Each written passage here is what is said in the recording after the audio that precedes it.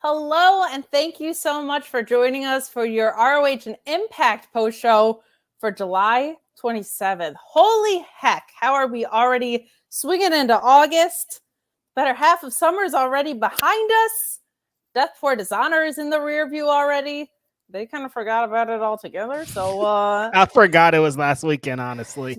It's been, look, these wrestling weeks go fast, man. But like, I don't know what to tell it. Like, especially with the G1 on, like, God forbid you're trying to keep up with that. Like, right. It's a pretty wild one. It's a pretty wild one. But we have a lot to talk about tonight. There were a lot of matches, and we'll talk a little bit about Death Before Dishonor, but we don't have to go too depth into it because you and SP3 held it down while I was at a wedding. It did a phenomenal post show without me. So thank you for anchoring it. And thank you to SP3 also for filling in for me. Very, very much appreciated. He always brings like really great ROH insights because he also is passionate about this brand that feeling a little lost, man. But I feel like today had some glimmers of hope, at least in the pure division. Like we're setting up for something that feels right in a lot of ways. But if there's anything that you want to talk about, get in those super chats, get in those humper chats at humperchats.com. Got a laundry list of things I asked you guys for at the beginning of the show, but you have to do them all or you don't love us. So we will ask you to subscribe if you haven't already to the Fightful YouTube channel, closing in at 100,000, which is very, very exciting. Sean's going to do a special Q&A show if we hit that mark. So that kind of rules. And there's great content that's going up there that is subscriber exclusive. And speaking of subscribing to things, why don't you also subscribe to Fightful Select? Subscribe and pay us money at FightfulSelect.com for the best $5 in the biz. All sorts of scoopsies coming out there. Today, a big all-in match with the New Japan talent, and somebody else went up. Very excited about that. I'm not excited about that. No, neither am I. Not even a little bit. I'm not excited about that at all. That was wildly sarcastic, but there is, I will say this. I can't argue that it makes wrestling sense. I just don't like it. But the story that they're headed toward makes sense in a wrestling way. Not my favorite. What are we even talking about? I don't know. Now they want to tell stories. That's the favorite part. We don't tell stories ever, but actually, here we go. Here's a great story for you. Like, all right. Thanks. It's like but this is the one. This is the one, really. But anyway, that's all the ways that you can support us and leave a thumbs up on this video if you would be so kind. Helps people find us in the algorithms a whole heck of a lot. So thank you so much for doing all the things that I always ask of you every show. But let's talk about Death Before Dishonor a little bit here at the beginning of the show, and then we will dive in because we got a lot of matches to talk about. Oh yeah. Not a lot of ones that maybe with consequences, but we were coming right out of this pay-per-view. So reestablishing sometimes takes more than a 2-day turnaround as well. Like I think there's a propensity to not use talent that just wrestled really physical matches 2 days ago. We might have to wait a little bit for that. But overall, I watched it on delay, obviously. I thought the pay-per-view was really good for having no build, really. Like there were some stories that we got folded in. Obviously, Willow and Athena main eventing was fantastic. It was the right call. Claudio and Pac tore it down. The only thing that I'm a little bit like about is one, I get a little concerned. I feel like Willow's kind of like in that Orange Cassidy category where it's like she'll just forever be over. Like there's no time people are going to be like, the bloom's off the rose with Willow. Like she's just Willow. She's about to be over for a long time. For a real long time. But I also, she's had a couple of ups and downs with different titles, right? So it's like she won the New Japan Strong title by accident because of real life circumstances, but then lost it to Julia in her first defense, really. And then she's coming back for Athena again, but loses again. I don't want to get into that pattern, but it's also not on the brand that she's primarily on. And some of that was real life stuff, right? Like Mercedes broke her ankle. Like, what are you going to do in that situation? So I'm not too picky on it yet, but it is something that, like, man, that crowd was behind her. I don't think anyone's mad that Athena won. She's been putting in the work as well. So that's my only kind of quibble was it was very heel heavy. And my other thing is very happy for Aussie Open. But are they going to be around to defend these tag titles? Or is this just going to be a way to set up like FTR title for title stuff? Because I don't want that. Like we saw the Kingdom again tonight or Saturday in my case, because I was there live. I don't want to get into this pattern of not rewarding the people who have been there in ROH, and B, putting glass ceilings on consistent talents work in ROH that feel like they're on the ROH brand. Very happy that Mark Davis is back, but like I don't want to do this never defending tag titles on ROH thing. Those are my only two things. We heard your thoughts on Friday on the post show, but overall, kind of give me like your favorites and your least favorites. The two main events were great matches. The two black women main eventing a pay-per-view, always great, amazing match. They paid tribute to a lot of women of honor of the past. Just like a really well put together match. I'm not surprised at all. Willow and Athena, they're two amazing talents. Athena's the Ring of Honor women's champion and your forever women's champion and the Ring of Honor MVP. Claudio and Pac was just awesome match. Pac is incredible. That gorilla press slam onto the table on the outside was just like, what are you guys doing? This is awesome. It's amazing. I love it. Incredible matches. You saying that the Kingdom was on this show just triggered something in me, because I was like, and Aussie Open was not on this show. I'm like, you sons of guns. You could have just gave the Kingdom the championship like we were saying. But I agree with us a lot of the time. I tend to agree with myself. Yes, I agree with myself very often, all the time, like more than I agree with anybody else. It's crazy. But I kind of feel like Aussie Open winning the tag team championships was in the plan, for a while, if Mark Davis wasn't going to get or wasn't hurt. So that's the only kind of, I'm like, okay, they're probably covering some ground that they were trying to cover previously. But it just kind of seems unfortunate because the Kingdom has been putting in the work, and then immediately after the pay-per-view, they're putting in more work. It's like, what? Correct. Hey, before we dive into tonight's show, do you have merch that I can buy somewhere? No. What's your shirt though? You should make that available for. That rules. The merch store is going to come one day. I'm working on it. Okay, because I would buy that. That's a cool looking shirt you got on. Yeah. That's just a prototype that only I wear. I love it though. Thank you. It's exclusive. Yeah, it is exclusive. You'll be able to sell it off like Ring Gear someday. Like, oh, I wore this on the podcast on July 27th with Kate, where we talked about Death Before Dishonor. So buy it and frame it. It'll be beautiful. I love it. This is why you're in charge of the sponsors and the promotion and all that stuff. I see. The sponsors, which you can inquire about at kate@fightful.com. Hey, see how this thing works? Yeah. You can. And hey, if you're one of the people I reached out to, respond to me. But let's. I'm so good at my job. Let's dive in to tonight's episode. Didn't feel super strong. I feel like it felt better than a couple of the ones that were leading into this. Right. There are some glimmers of hope, mostly around the pure title, I feel like. And the TNT championship. I mean, I keep calling it the TNT championship, the TV championship. I mean, very close. TNT. Yeah, it's all spiced up. It's on the line. Look at Matthew Hooks putting us over as a sponsor of the Sour Grab Show. So worth it. Thank you, Matthew. We do what we can. So let's dive in here. We do have some just general chats as well that came in. Sorry, I missed those. But Christopher Spire saying, I don't feel like Tony had a plan when he bought ROH.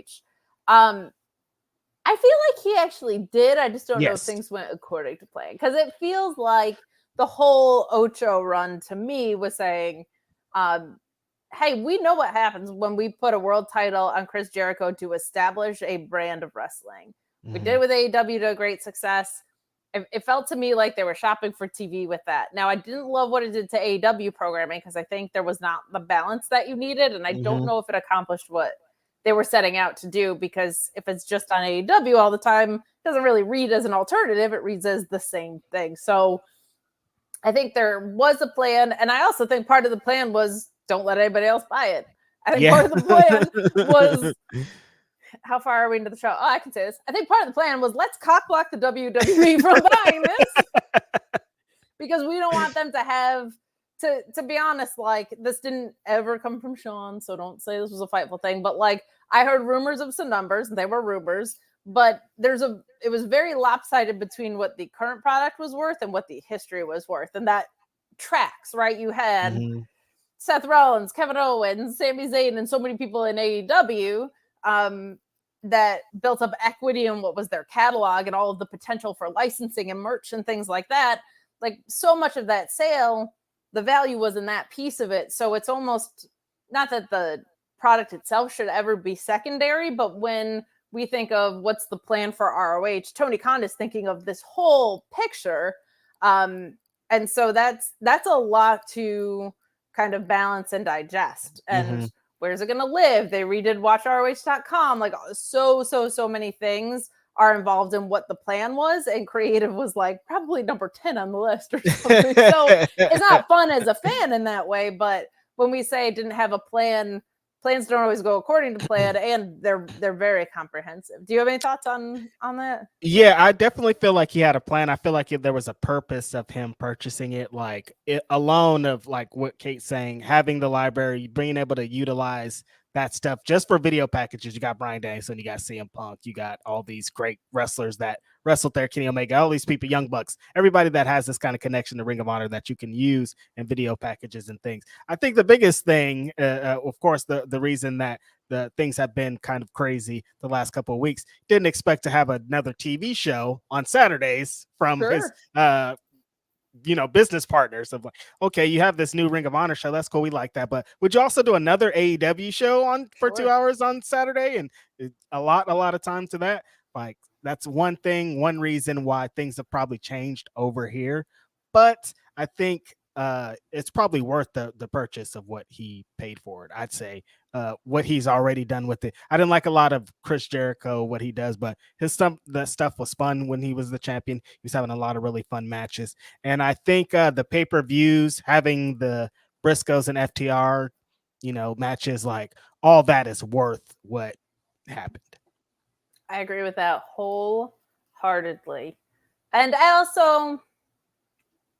just kind of like an abusive relationship. Like, I'll never leave it. You know what I mean? But like, I feel optimistic because it feels like, I don't know. There's no way after Death Before Dishonor they can't know the difference between fans showing up for your product and fans coming in and out of Collision and their investment in those things. Like, those are two very, very different situations. So I think exactly.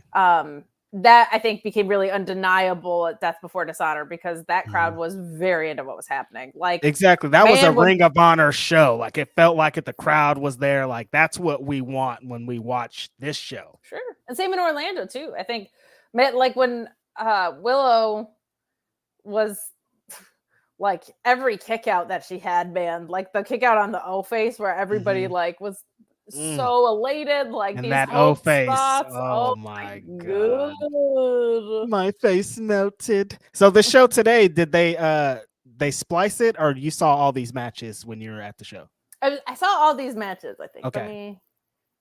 We got because I know they've been doing the splice jobs recently of like, hey, we are in Chicago and actually we're in Canada and actually we're over here. So yeah, tonight was a clean bill of health from that perspective. And I don't think there was anything that should carry over into next week, if I remember correctly. I think this was the full card of what we saw. So that also just helps from a flow perspective too. So I dig it. But we also will get into the show now. We will start with our Pure Rules match, which I am a big Josh Woods gal, and I'm so glad to see him getting some love. Like, looks like $1 million. He's incredible in the ring. Former Pure champion. This, like, he's good at a lot of things in wrestling, but I feel like Pure Division is his wheelhouse. I love Josh Woods. But our judges for this are Jerry Lynn, Jimmy Jacobs, and Shibata himself, who got his own entrance here, which was nice. This was short. There's a lot of matches that were very short today, and that's something I would like to see change too, selfishly, is like not as many matches for a longer amount of time, but Mhm. just happy to see there being a feud being built out for the Pure title again. And my God, it doesn't even involve Daniel Garcia. Can you believe it? Wow. I didn't never think we'd get here. It's crazy. I know. And Josh Woods won last week, so it almost feels like he's headed in this direction. But he hits a nasty little penalty kick. And while staring at Shibata, locks in that gorilla lock to win. And I was very happy to see this open the show. Having been there live was really fun to watch live, but I feel like with pure matches, especially, commentary adds so much with the story. This was the case here. I feel like Ian and Caprice are always just fantastic at this. But very happy to see this. Like, I'm very happy to see what we got. And we also get something really fun set up for next week too. But before we get to the post match, what did you think of what we saw in our opener here today? Don't usually open with pure matches. They're Right. pretty technical. Yeah. This is something we've been wanting for a couple of weeks here on the show, is Josh Woods to come in and get a push. He looks great. He's been great in every showing that he's had here on Ring of Honor. And for them to be telling a little story here with Shibata being here, if Shibata's being here, you're gonna use him. And for him to be squaring off with Josh Woods next week is great. How great was Shibata in the presser with his phone and telling Tony Khan that thanks for getting him back into wrestling. It's just like, what a cool story to be told. That makes me think that Shibata is going to be the pure champion for the rest of time, I'd say. It definitely feels like that. And it's interesting because it feels like I assumed he would be showing up in ROH and mostly headquartered in New Japan. And it feels like maybe that relationship isn't on track. It could just also be G1 season. Like, that guy's not doing the G1 anytime soon. Right. But it really, really feels like Shibata is like kind of here to be an ROH right now, which that makes me very, very happy. I love to see that. Yep. Matthew Hook saying, not even just putting over our sponsorship packages, but also chiming in saying, Alex could book ROH. That would be interesting. I feel like it's kind of funny. Alex, like, I get to listen to him rant about things he doesn't like, but when he offers alternatives, he always has really, really, really great ideas.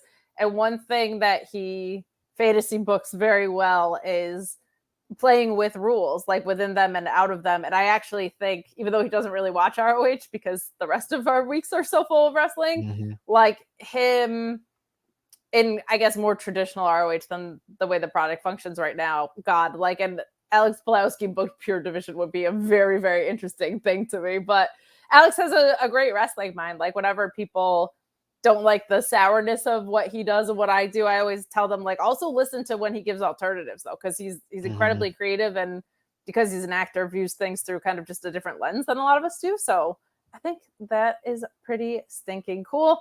Christopher Spire saying, I think biggest thing ROH needs is its own booker. I'm not backstage, so I hate like speculating on this kind of stuff, but it does always feel like a bandwidth issue. I think I said this last week, like, whenever a new show gets introduced, it feels like something else gets derailed a little bit. And so I can't imagine booking this many hours of television every week. Like, that probably feels true, or at least delegated and approved would be a nice rhythm. But it's such a specific brand that I feel like you need, and they have the people there for it now, right? They have Jimmy Jacobs, they have people backstage, they've got Chris Hero. Like, it would be nice to see them bring back kind of like the familiar ties, in my opinion.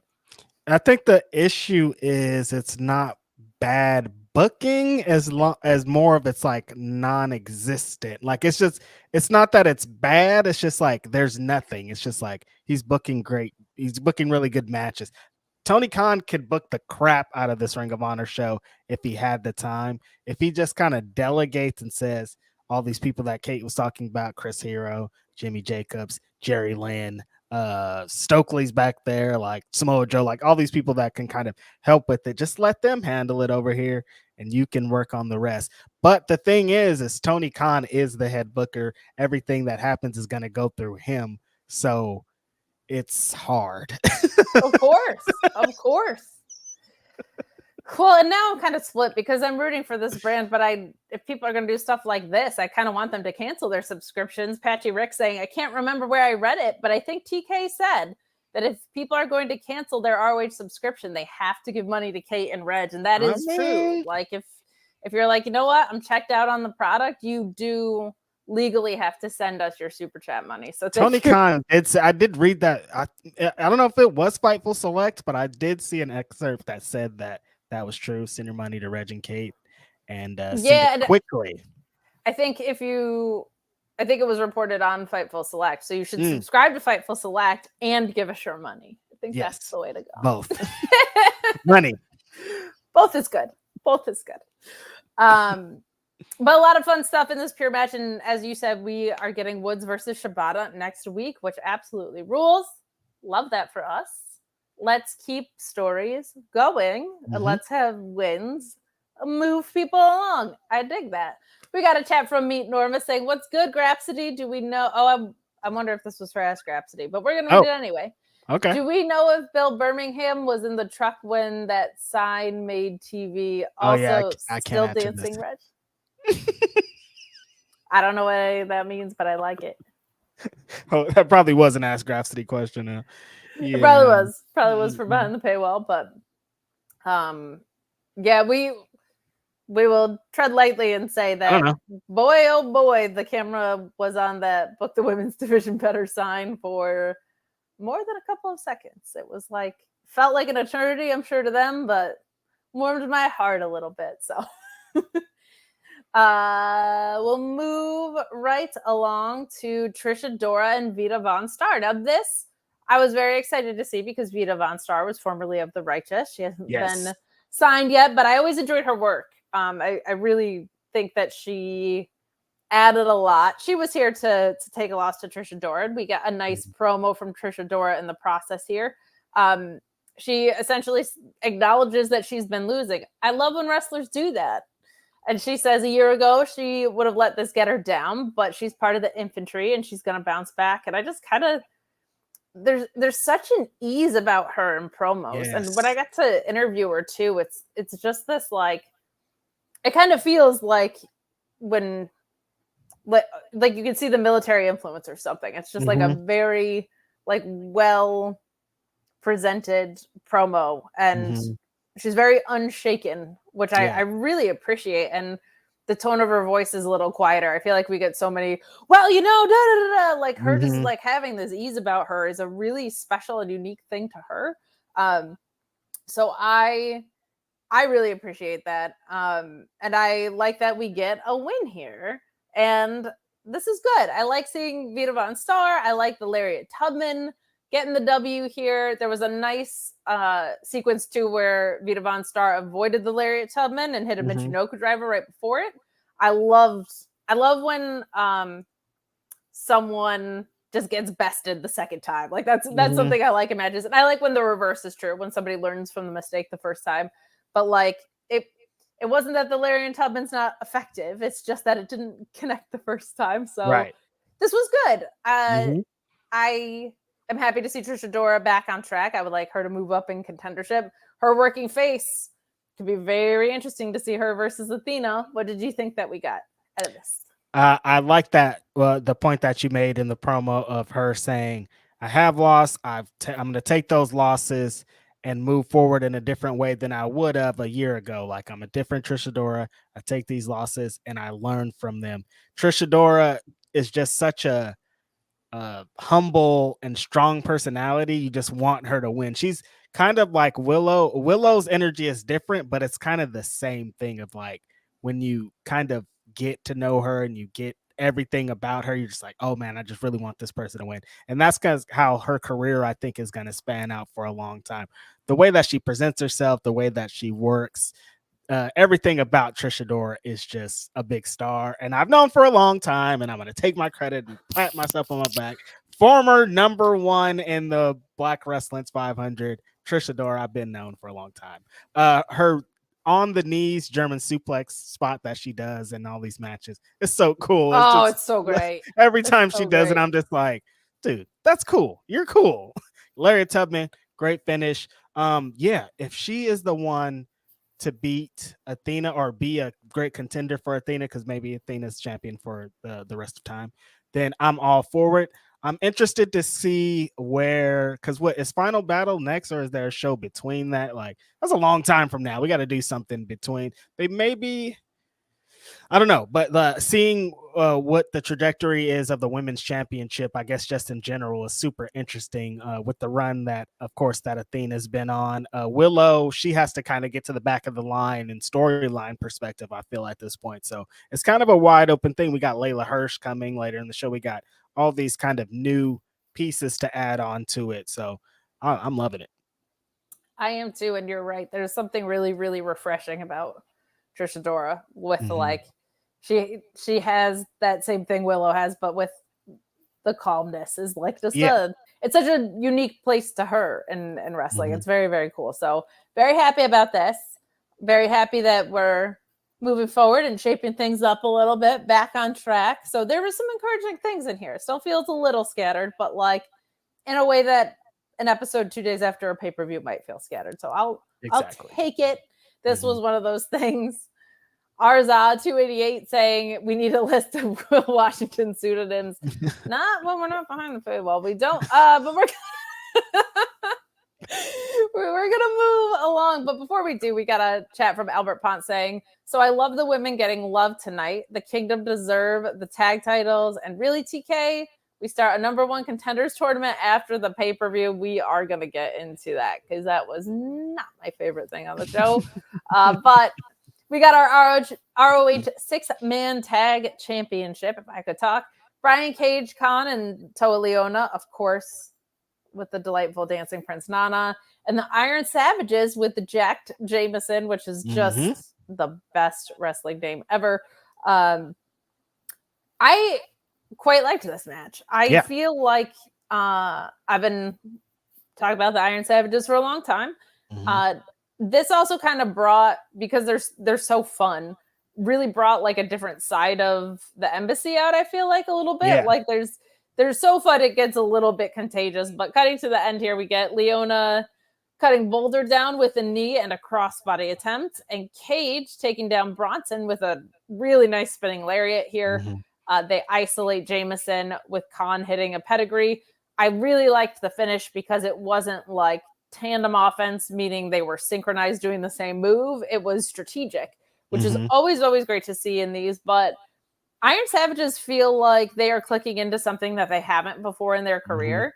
And I kind of like it because there's a noticeable physical difference, a lot of weight loss cutting. And there's also, they're more than just like big scary guy tag team. And I've always viewed them as more than that, but we saw this with William Morrissey a little bit too, or Big Bill. Like it helps to let your personality shine through a little bit, and I think they're really leaning into that right now. I really enjoyed this match, and I loved the finish that we got. What were your thoughts? I think this is a really cool story to tell with the embassy. You know, throughout a bunch of these weeks, we've seen them squash a bunch of usually smaller guys. So they get into this match with the Iron Savages and Jack Jameson, who are not small guys at all. They all match up to the embassy as far as being jacked up dudes. I love Brian Cage's tweet of how you going to be named jacked in a match with Brian Cage. It's like, I mean, you know, points are being made. It's like, you know what? It's a fair point. It's a fair point. Maybe change your name for this match. Just this match. I'm going to go by this because Brian Cage is in there and he's crazy. But yeah, no, Embassy, I think it's they're at a weird crossroads because you did mention someone, Big Bill, and Big Bill and Brian Cage are just clicking on something like you would never imagine. Like this is the happiest accident they could ever stumble into. So I'm kind of like, maybe we should lean into this, but I'm liking the momentum that they've been building on Ring of Honor TV. A lot of them have been squashes, but then you see something like this where they had to use, like you said, strategy to beat these big giant guys. They have to use different things to win matches, and they're clicking on a different level. This is the best Brian Cage I've seen while he's been in AEW. This is the most comfortable he's been. This is the most personality he's shown. It's just such a great spot for him to be in. And the other guys are just monsters, honestly. It's just a bunch of big meaty man slapping meat, as they say. This match, if you want to see that, this was that. A lot of fun, as they say. I think that was a Winston Churchill quote. I think it was. Biggie, baby, I love it. I miss that man. Oh, I miss that man on my screen so much. But I'm definitely with you on that. I really, I like what they are really growing into. And I also liked that we had some champions around defending their titles. I know that sounds so elementary, but someone other than Athena with a title was on the show, and that rules. So I will take it happily. Yes. Shane Monster saying Iron Savages versus Mogul Embassy felt like a true trios match. That is a really, really, really good way to put it. It felt like there were two trios in there. Exactly. I am now a true Gates of Agony stan after that Yelp-inducing power bomb to the floor. These guys are great. I've been singing their praises for a while, and I've gotten to see them on the indies, which is part of why. Like, their work WrestlePro a lot, which is in my backyard. I'm spoiled for that. And it's funny. They trained out there, right? They did. One of those. They were on. I saw MJF's list, or what he showed us. This is the list I made of guys I want to wrestle, and one of them was like on the list. Yeah, I think they were in the same class, like same years for sure. And they're the schools in Staten Island, but they run shows in Jersey, and they've been around a lot. And what's incredible is I've talked to talent that have worked with them, and they've kind of 3 different wrestlers had said the same thing, that they don't understand how they can make stuff look so vicious. But I hate to be like a kayfabe breaker, but they're like, I feel very safe and protected when I'm taking these moves. Like, they've all kind of said those like nasty power bombs are like always very safely delivered, and that they're just a dream to work with as well. So that's always nice to hear, because I feel like we don't. And then some guy talked to me, and they were like, "Man, Iron Savage's power bombs hurt so bad every time." Oh God! I could never. I got to take a power bomb one time, and somebody had to carry me out. Kayfabe, brother. So there it is. Reg protecting the business. I love it. Albert Ponce says unlimited shrimp for everyone. Okay. All right. I'll take them. I don't know what that was in reference to, but I'll take it. Did I miss something? I don't know. I like shrimp. I'll take some. Bubblegum shrimp. We'll take it. We get Leyla Hirsch and the pop star Becca. Now I've got a bone to pick with this evening. Okay. You know I love the man. Yep. Great. Big fan. Just got signed. Couldn't be more ecstatic. Did that 2 out of 3 falls match on Collision. Perfect soundtrack. Phenomenal. So good. But then he's out here today. Okay. And he says Becca is a pop star. Of course, we know this. And then he goes, well, at least in her own mind. No, sir. Tough one. No, sir. Okay, that is a chart-topping pop star, global sensation. She releases music and she tours. Okay.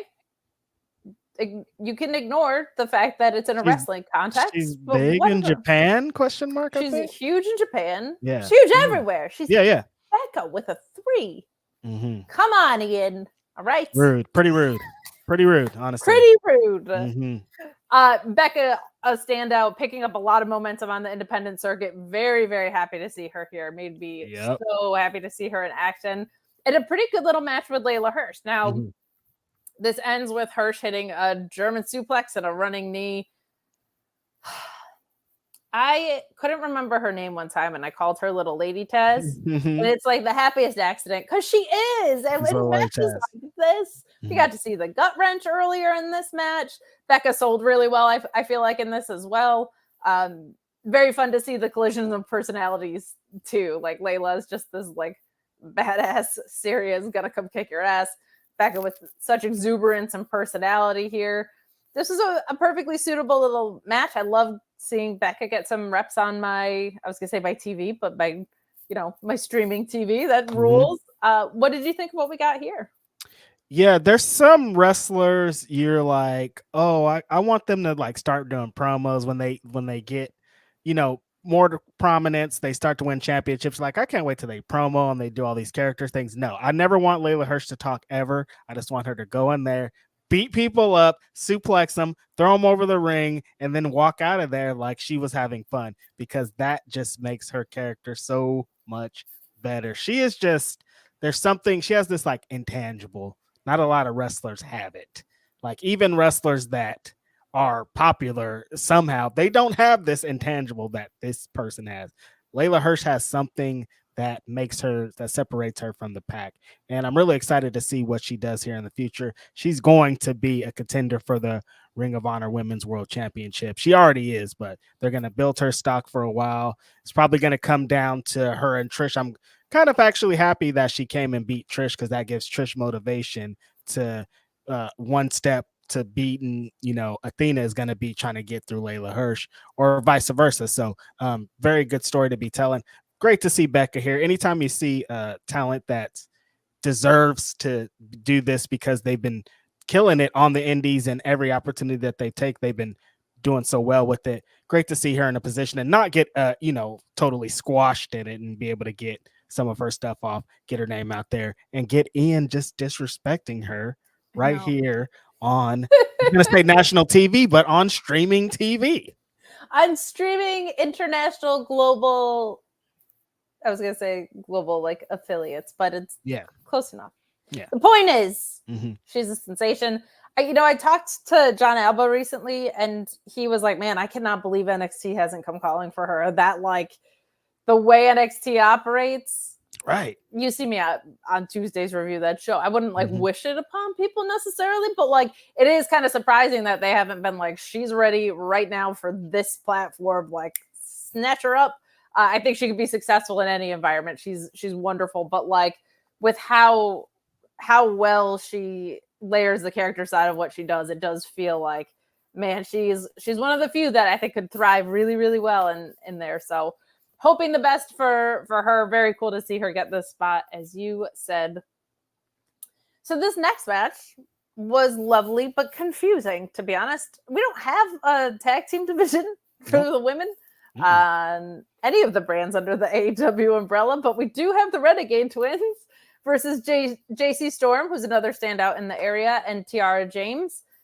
Nice to see them both healthy and back in action here, but the Renegades winning with a double super kick before JC gets hit with a heart attack, I believe. So a perfectly suitable match. Glad Charlotte and Robin are both healthy. What? Good match. I don't want to diminish it. From an ending perspective, it was good, but like, where are we going? What are we doing? Not really sure. Great to see the Renegade Twins back. We gotta find a tag division for them somewhere, just because they're such a good team. I think if it's not gonna be, AEW doesn't have a women's tag team division in general, so they either need to work on it, or the Renegade Twins need to find somewhere to do their thing, because I think they work better as a tag team. I didn't like when they were doing the singles thing. Maybe one of them was hurt, so I want to see them be a women's tag team. But yeah, like you're saying, in Ring of Honor there aren't any at all. They're like the only one. And the tag team that they wrestled, Tiara and JC, respectfully, one of the finest tag teams in the world. My goodness. Respectfully, it is. Yikes. I'll tell you what, seeing them in person, like the respect was at an all-time high. My goodness, what beautiful women. JC Storm, she's someone that I think I'm sweating. There's a storm brewing. I'll tell you what, that lady, she's fantastic. She is a wonderful personality. Also they're both very talented women. I don't want to degrade that. They're very no. Please, come on. But, I'm a straight gal and I'm thirsting over here. They're beautiful women. All right. But I got to, I can't remember if I interviewed her directly or if I had just spoken to her at an event that I was around here, but she's a really hard worker. She was training with Amazing Red and doing a lot of fantastic work out of, I think she was based in Queens. Okay. Working out of like House of Glory and that whole camp. So I didn't know that. Yeah. Very, very, very cool to see, how she's grown. And I just remember being really struck by the way that how don't you like trust Amazing Red probably, but she was just like, every step in my journey, I get the green light from him and then I go about it. And I get the green light from him and I go about it. Like I was really impressed by the discipline that can take and the patience that can require. And she's fun as hell. So there you go. Trained by Amazing Red. I'm a huge fan. She shot up my list. She is now my favorite wrestler. I mean, one of the greatest independent wrestlers of all time. Come on. You're taking orders from Red. You're doing your thing from Red. And you're awesome at wrestling. And you look like that. This is crazy. Reg is gonna like put his number up on the 555. I think I've heard songs of your love experiences of recent, and I would encourage you to go check out Righteous Red. You with should, an you S, guys. not with a D, weirdly. I got fixed too, you guys. I mean, I should probably rephrase that. They fixed my name on the video game, you guys. There you go. You're now your full self. You are not default Ka as JXM. Got rid of the D. Get the D out. Get the D out. Got the D all the way out of here. That is what she said. We move along to Athena versus Christina Marie. But before we do that, Luis made a note that said Tiara James got picked on MLW's open draft night. So congratulations to her. Sweet. That's awesome. That is good. Makes me very happy when wrestlers. MLW's making some. There's not an MLW show, but give it up for the MLW for a few seconds. They all their new draft moves, like Kevin Blackwood's over there, Tiara James, like they're making some pretty cool moves over there. I like what they're doing. They have a lot of indie talent that should be being featured on their TV shows and getting more experience out there. So shout out to MLW. Yeah, it feels like they got a shot in the arm recently. Like I haven't been following the product. I love Alex Hammerstone and a lot of the talent that's there. But it sounds like there's a bit of an upswing, which is very good. And they didn't even need the Insane Clown Posse to do it. So we talk about Athena and Christina Marie. Whoop, whoop. Whoop, whoop. Hey, a bullet was dodged though, Kate. Remember, it almost went somewhere crazy. You know what? I was gonna skirt around it, but I gotta say, when NWA just tweeted the whoop whoop tweet, I was like, imagine Insane Clown Posse being the better case scenario. Right? And then it was, and I was like, touche. They got people. I don't think there's ever been a time in human history that anyone has ever breathed a sigh of relief for ICP, ever. Thank goodness. Thank goodness it's ICP. Other than when he had his heart thing, which we were happy that he made it through. Yeah, shout out to Violent. But that's hilarious though, being like, oh, thank God it's ICP. I almost respect it. I almost respect it. They were like, we're gonna literally alarm people into thinking that somebody's coming back, and then you're gonna be like, oh, it's ICP. I'm so relieved. I was like, you know what? You messed with the vibes in the right way. I respect it. Oh shit. Oh man, that is funny, dude. Great plan, you guys. ICP, like we're gonna trick him into thinking it's this umbrella dude, but psych. The umbrella dude. They're gonna be so excited when it's ICP instead. When I think, like, I tell people all the time, I started watching in 2009. I try and go back. I try and be a student. And when I go back, sorry, my contact's being weird. Uh-oh. When I go back to mid-'80s NWA, I'm like, you know what? I think of when I think of this brand. It's not Ric Flair. It's not Dusty. It's not Arden Tully. It's the Juggalos. You know what I mean? I'm like... Nick Bockwinkel, Luthez, all you guys, get out of the way. It's about Violent J of the ICP. Yes, a Juggalo, for sure. Move it, dude. It's all about ICP. NWA as well. They did announce, though, that the main event, we're the NWA podcast all of a sudden. The main event of their show is if EC3 beats Tyrus, Tyrus has to retire forever. So let's go, EC3. We've never in our lives wanted you to win a match more. I've never been a bigger EC3 fan in my life. Control your narrative, EC3. We got to move on. For the love of God, if there was ever a narrative to control. We have to move on. This is the narrative. Athena and Christina Marie. We're going to get there. Feeling Dreepy saying Athena has been great at portraying slowly losing it at a lack of... Oh, I love this. We're going to talk about the interview too. Slowly losing it at the lack of worthy challengers while being absolutely pissed when she actually gets one that appears. Right. Are tournaments the only way to get to the TV championship? Yes. Also, they need to sign Cheeseburger. We're going to break down the rest of that, but you raise a really, really great point of her being like, there's nobody that's worth my time. And then someone shows up and she is vicious. Yeah, she doesn't like that. Love it. This promo before this match with her telling Lexi Nair if they don't get credible talented, she's going to take her out. I loved it. She's like, I'm at a porcelain trash house to rip through. You're the only one left back here, baby girl. If you don't bring in worthy talent, you're out of here. Absolutely adore it. And this match was what we were probably all expecting, but there is something cool about the fact that she has won every proving ground match, which this was. The finish here is Athena just absolutely ragdolling Marie into the ropes before hitting I love these forearms, man. She's laying them in. Some post-match beatdown stuff. But what's kind of cool is, and it's funny, I keep finding these commonalities in like my favorite title reigns. Like, I feel this way with Zack Sabre Jr. in the TV title too. Like, it really meant something when Jeff Cobb went the distance and hit the time limit draw, because that wasn't like, he doesn't view that as beating somebody, right? So that's like, oh, now we got a story cooking instead of just a bunch of title defenses with the time limit. I feel like when somebody hits the proving ground mark after Athena has won all of these, that's going to be a really big deal. I'm not saying they're going to win, but that's going to be like a feather in the cap kind of moment. And that's a really cool thing. Because initially I was like, is anybody going to get one of these proving ground matches? And they were like, no. And I'm like, oh, I see what you're doing there. That's very fun. Yeah. So another Athena victory. This is great coming off of the pay-per-view as well. You can kind of have one of these in the spot just to reestablish things a little bit. But your thoughts on this?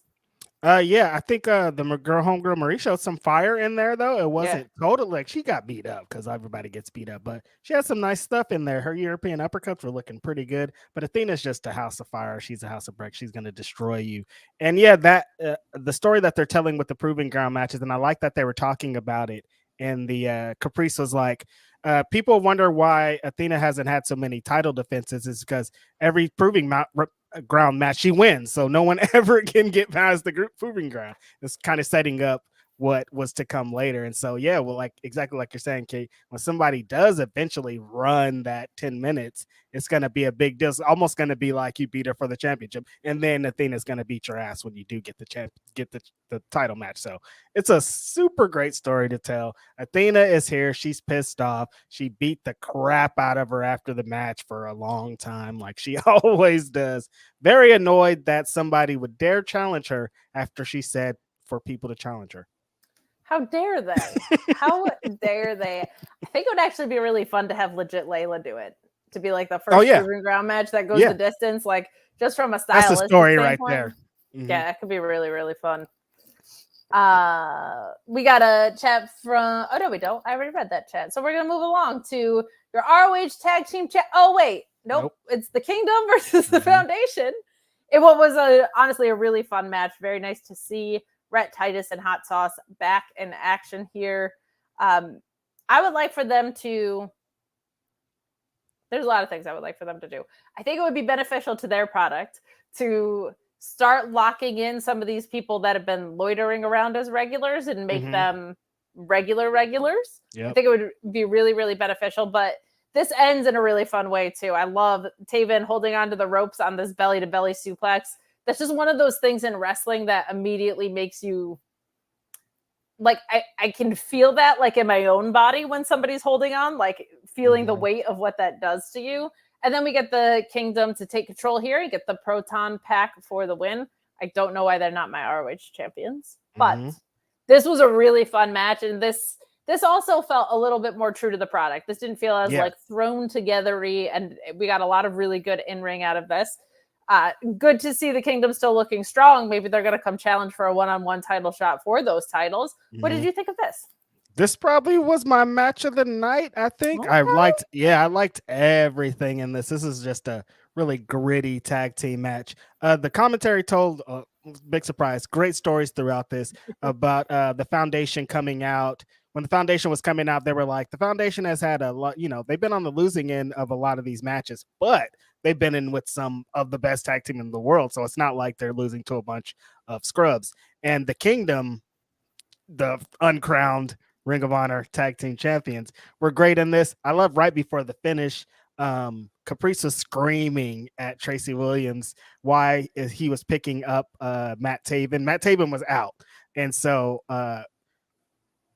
he's getting picked up. Tracy Williams is picking him up, his dead body, and Caprice is like, "Why aren't you pinning him? Why aren't you pinning him?" And that ended up costing him the match because he got him to the ropes, grabbed onto him, and they ended up losing the match right afterwards. They're just such a great commentary team that every little thing that they do adds so much to the match. Just like you said, like, it's probably a great match live. It looks cool, but the little things that they add just takes it right over the top. Shows how important having a great commentary team is. Just like, you want to see what a great tag team commentary are. Ian and Caprice, they got it. Big time. And I know I mentioned it on the Pure match, and that one even more so because the pacing of Pure matches is generally so different. Mm-hmm. And when there's so many rules in play, like getting that story across feels just even more vital to fill in the gaps there. So yeah, agreed. They are two of the best. We're going to move along quickly because we've got the Impact post show waiting for you in the wings, and we've got some card to get down. But we get Joe and Stokely announcing the ROH TV Eliminator. Stokely certainly doing so by his own volition. He's an independent man of himself, not at all coerced by any of Samoa Joe's actions. That's about it. Any thoughts on this quick little segment? Stokely looking very authoritative in this, as usual, you know? Yeah, Samoa Joe extorting Stokely Hathaway is one of the best stories that they're telling. Stokely being like, no, I'm actually the big dog around here. He's not doing nothing to me. I control everything going on here. Great story that they're telling. Setting up this tournament, which sounds like Kate wasn't super the biggest fan of. So, but I mean, as long as we're getting to something, trying to get some contenders to this, I guess this is the way that we're going to get to it. And more Samoa Joe and more Stokely Hathaway on our TVs is big win. Big time. Big time. It is hilarious to see this duo. I forgot to mention earlier, how dare I? Leyla Hirsch did the walkaway spot. It's my favorite spot in wrestling. In my head was like with her too for some reason. Oh, because she's so tiny. All she has to do is duck, really. Mm-hmm. But I was like, man, them as a duo would be hysterical because she's such a badass, but so tiny. Like, all day, I would take it. But hilarious stuff going on with Samoa Joe and Stokely. This is such a blast. And because we've seen Stokely be so like manipulative and things, to see him just like not having any wiggle room with Samoa Joe. He cannot manipulate Samoa Joe at all. So much fun. But the fun ends there because we have an ROH TV Eliminator tournament. Got an ROH TV Eliminator tournament right after One Wraps last week. On AEW, we've got a tag tournament, and we don't even have the results from the first one concluded. And we got the G1 going on. I am fatigued. I am fatigued on tournaments. Yes, tournaments everywhere. I love tournaments usually, but this one feels like they're doing it out of default. But there are some interesting possibilities in this. We're going to move quickly through these matches because we got some Impact coming up hot for you after this. We had a loser leaves Impact match. We've got Nick Aldis in the mix here. A lot to find out. But we get Christopher Daniels defeating JD Drake. I love JD Drake, but Christopher Daniels getting the best of him here. Not a great night for the Workhorsemen overall, because we're going to talk about what happens in the next one of these two. But Daniels with the Uranagi and the best moonsaults ever. Really, really fun stuff. Christopher Daniels has been sniffing around this title for a little bit. We saw this in the previous stories along with Matt Sydal. So it makes sense that he's still kind of going after the same thing, but he's also been in a tag team and he's also not going to win it. So kind of whatever. I don't think we're trying to get to Samoa Joe and Christopher Daniels for like the 100th time in their careers. I wouldn't but think so. Fun little match here. CD can still go at his age. JD Drake is a whole heck of a lot of fun. Any thoughts on this? I wanted JD Drake to win because I want to see JD Drake and Samoa Joe. Like, how badass would that be? Like, that's the really cool spot about this. Like Christopher Daniels, we just saw them have that 99th match that they said like a few months ago. So, like, why is he moving on the match? I know it makes sense because of the history, but I kind of wanted JD Drake to win. I kind of wanted that too because I also wanted to see JD Drake versus Shane Taylor. They were like on the same side of things for a little bit, and big boys doing big boy stuff sounds like a blast to me. But we get a quick tag match in here as well. Big Bill and Lee Moriarty defeating Adrian Soriano and Gabriel Hatter. Big Bill with a double rotation boss man slam, which always looks great, and a choke slam on Soriano to score the win. We kind of talked about it earlier. Like, I love Big Bill and Lee Moriarty, but there does seem to be a special connection with Cage, so we'll see how much this sticks around. Lee Moriarty can hold his own if they choose to go in that direction. I think it'll be just fine, but any thoughts on this tag match? Yeah, I think if that's over, I think it did its job of Lee and Big Bill, because they both helped each other get to a different plateau. And I think that Leland's going to be great coming off of this. Big Bill and Cage is where it's at for the tag team, though. Big Bill doing the big boss man slam and the choke slam and just being kind of an updated version of the classic big man is great. I really enjoy this as well. I don't know. They gotta, if they are gonna split him up, don't mess with Lee. Like, find something for him to do real fast, because that dude is too good to be lost in the shuffle. And then I marked myself into disappointment is what happened. We got Tony Nese versus Cheeseburger, and Tony Nese never wins anything. That guy is eliminated from Battle Royals so fast. He's like always the first guy out. But he wins here. And I was like, oh, maybe this is like Cheeseburger entering the fold. No. Nope. We did get to see a really cool Titantron live, though, because the collision stage is so big. I know Joel's going to be laughing because I wouldn't shut up about how great this stage was. But, like, his Titantron was just Cheeseburger graphics. Like, it was it was just raining cheeseburgers, which was super, super fun. I love Cheese. He has such a deep arsenal to pull from in a wrestling ring. But ultimately, Nese gets the pump handle and the greetings from Asbury to win here. Some fun stuff from Tony Nese, but I was like, oh, I bet, you know what I mean? I was like, maybe Cheeseburger's going to get this one because Tony Nese loses everything all the time, but not the case here. So we get Tony Nese moving on in this TV Eliminator tournament as well. Your thoughts on this? All of a sudden, the big loser, Tony Nese, is now a winner. Bro, what are you talking about? This is crazy. Why is this happening? No, great to see Cheeseburger on our TV screens. But yeah, it kind of felt like, okay, you're doing this tournament and Chris Daniels and Tony Nese are your guys.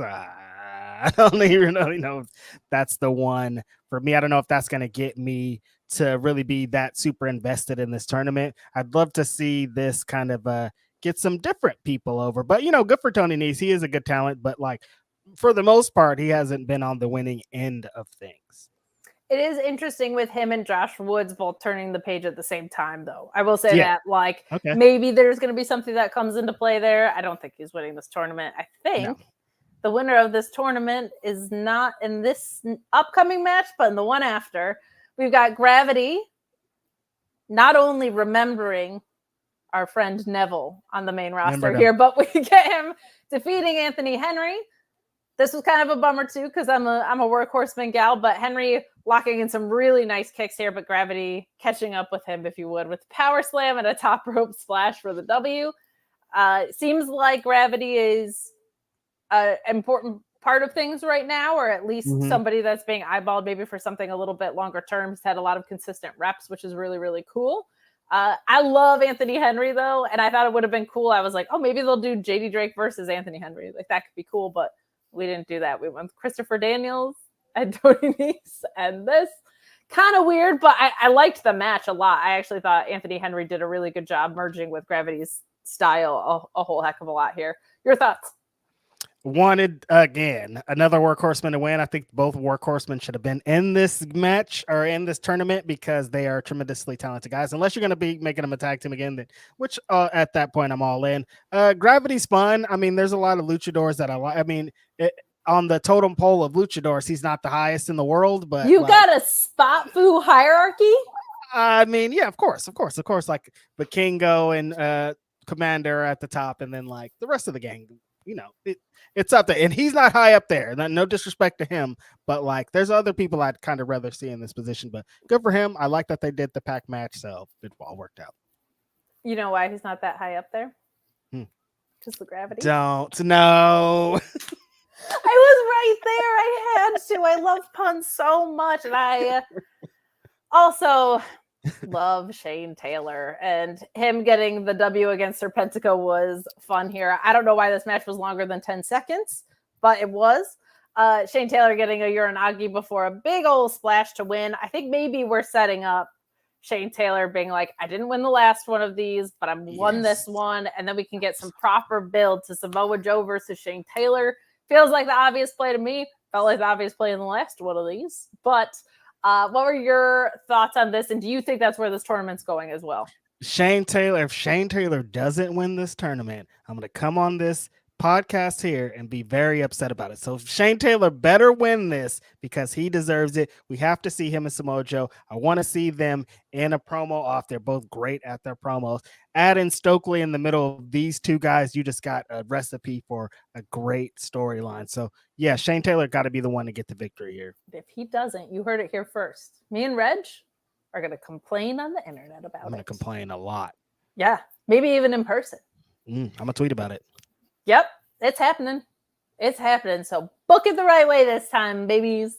But that brings us to our main event, guys. Stick around for our patient Impact crew that is waiting in the wings for us to finally get out of here. But we do get Dalton Castle and the boys versus the Trustbusters, Sonny Kiss, Jeeves K, and Slim J. And what was honestly a really fun match. Being there live, it is tough because it's like you get punished for being in the main event in the taping cycle, which is not what I want to see Dalton Castle be doing. He's so integral to this brand, but he wins with the bangerang here. The boys, always a bunch of fun.